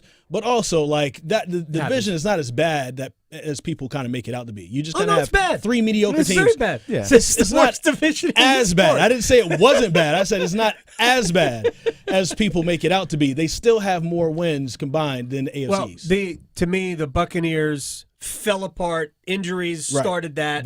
They fell apart. They were a good team. And I think, and Dennis, you can speak to this because I want to get your thoughts on Bryce. When the Panthers were good, I thought the Panthers showed that their offense could be good when they were good. Unfortunately, sometimes the head coach just decided, I'm going to pull the reins on this and hold them back for fear. I don't know. I felt like Dave Canales coached scared a lot of the season. Not that he didn't want them to make mistakes. Yeah. So he didn't let them do anything. So we won't make mistakes. Like that Saints game was one of the worst. Which one? On the heels. No, I didn't have as much problem with the second Saints game, the first Saints game, the one at home. Sure. Yeah. The week after you beat Green Bay in what I thought was his best coaching job, he produced his worst coaching job the following week by using the same game plan against a significantly lesser team. Well, I think early on in that game, Chris and I have talked about on Panthers Playbook, there's some level of disconnect between Bryce and Dave Canales. There isn't a full level of trust there from play caller and quarterback. And if you remember in that Saints game, the first matchup, the one at Bank of America Stadium, their very first drive, Bryce Young throws an interception trying to hit Jatavian Sanders right down the middle of the field. Demario Davis, the linebacker, was standing right in front of him. But that play got called back because of roughing the passer. Correct. And then the Panthers go on and score a touchdown. That's the only points they scored that entire game. From that moment, because we have seen Carolina struggle completing passes where the target is 10 to 19 yards downfield. That intermediate passing, it's one of the worst in the NFL. I won't break into the advanced numbers and all that stuff, but it really is one of the worst in the NFL. The only time that Carolina was successful in that range was the second time they played Atlanta down in Atlanta. Bryce was 9 of 13 completing passes, 10 to 19 yards downfield. It's because he connected on a couple of them early, and I think Dave Canales said, okay, I'll give you a little more. But if you remember that Saints game, the first one that you mentioned, he threw that interception early, and he's like, nope. But going back to that Atlanta Falcons game is the only game this year where the Carolina Panthers won by throwing the ball. Yes. Running is the huge key for them here. Yeah, they have because if they don't run the ball, then you end up throwing more. And you know the stat when Bryce Young throws it more than 30 times per game. When he's 30-plus time attempts in his career, the Panthers are 5-21. Yeah, but those types of things are self-fulfilling because they want to be a run team. So they're not going to say, hey, Bryce, just sling it around, right? So if they're throwing the ball a lot, it's probably because they're behind. That they were already behind. The most recent game where they've won of him throwing 30 or more attempts was the first time they played Tampa Bay, the 23-21. He was 21-32 in that game. That was actually one of the better games he's played. He was really, really good in that game. So, but that's also Bryce Young's best asset in my eyes is when he's throwing off play action, which is what Dave Canales wants to do.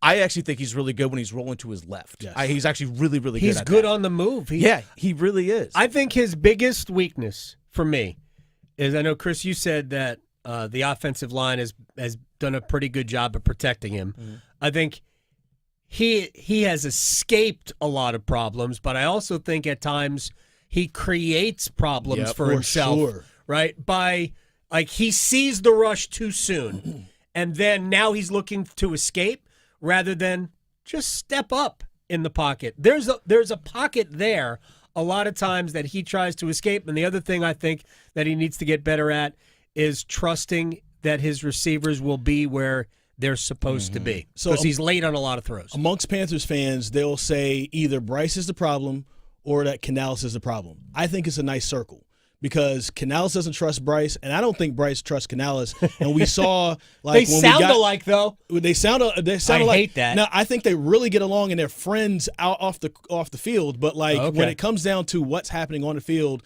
that they don't get along. We saw the little clip from the last Buccaneers game where it looks like Bryce is saying, "I don't understand why we call that play," which is the flea flicker from the 20-yard line, right? I agree with Bryce. He was channeling me. Listen, What was that? I agree with him, but now we're starting to see the cracks because I think that if your running game was working, I could understand it. There's something about whatever Canales is calling, Bryce doesn't trust, and the way Canales calls games shows that he doesn't trust Bryce. Correct. So how do you move forward from that? And I think that's where they need to spend most of the offseason with each other. And I think that's where they get in the most trouble. When they feel like they have the moxie and everything is working, then everything goes in the right way. When they don't trust each other and it's obvious on the field, they fall apart. All right, let's wrap here. We've got Dennis Cox and Chris Lee from Panthers Playbook. What do you think about Saturday? I don't feel great. I genuinely don't. Right. I agree. People will point out. We've pointed out as well on Panthers Playbook. Yeah, you beat the Rams the first time you played them. They did. You can't go in anticipating that you're just going to get 3 turnovers from your defense again, and including a pick 6. Now, I understand that J.C. Horn, Christian Roseboom, Trayvon Merrick did not play in that game. I completely understand that. But the Rams still moved the ball. Yeah. They scored 28 points. 2 of their turnovers came in the red zone. They got to the red zone 6 times. Now, a couple of they got the. Now, I understand Bank of America in terms of, I remember the sack by Derek Brown, the strip sack on Matt Stafford. Yeah, the crowd forced a delay of game. Now you got 3rd and 10 as opposed to 3rd and 5. That changed the math and all that. But and also Derek Brown, the tip, and Nick Scott gets the interception. That offense still moved. That running game was cooking with Blake Corum and Kyron Williams. That's what scares me. That to me is a massive scare as well, because that Rams offense, Sean McVay is going to look at that game and go, "Oh, I know I know exactly what you did." And I also don't anticipate Matt Stafford turning the ball over 3 times. He had gone 10 games or so without a pick before showing up. A bunch of attempts and everything. I think for me, that's mostly on the defensive side. Offensively, first off, I don't feel as good about it either. But offensively, they've already shown what they're able to give up to you unless they completely change some things. The running game, that was the best tandem game by Rico Dowdle and Chuba Hubbard that we'd seen. 17 carries for Hubbard. He had 83 yards. Rico Dowdle, I want to say, had 56 or something like that, and he had 18 carries. And in that third quarter, the Rams only ran 3 plays because you kept the ball most of the time. If you can win the time of possession, and that's not something the Panthers have done a lot this year at all.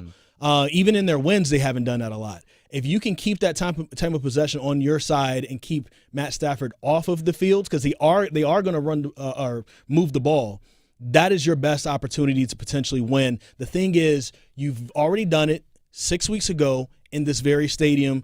You have to feel good about it, especially getting 3 of your better defensive players coming back into this game. Still, the Rams are still the Rams, though. Yeah. So I think they're the best team in the league. It's a very much so an uphill climb, but you've seen what works versus them. Now you have to really lean into it. I don't think the Panthers can keep up offensively as a whole with them. The Panthers this season only scored 20 or more points 7 times. Yeah. They didn't score back-to-back. They only scored one time, 20-plus points one time, weeks 5 and 6. I think they have to be more aggressive, but basically have a Green Bay Packer-like game plan. Yes. I think they got to slow the game down, but they have to take their shots. Absolutely. Which they didn't do against Green Bay because they didn't have to. And you can't count on 2 fourth-down touchdown passes. Yeah. Yes, you can. No, you're right. Chris Lee and Dennis Cox. Panthers Playbook. Thank you, guys. Appreciate it. Yeah, you can't count on the Rams to give you the game. I've said this before about the when you get to the playoffs, you don't get the mental lapses in a playoff game. You just don't. Now, you might get mental lapses in high-pressure sequences of a playoff game. For instance, if we go back to the game, the Bills allowed the Chiefs to come back and tie.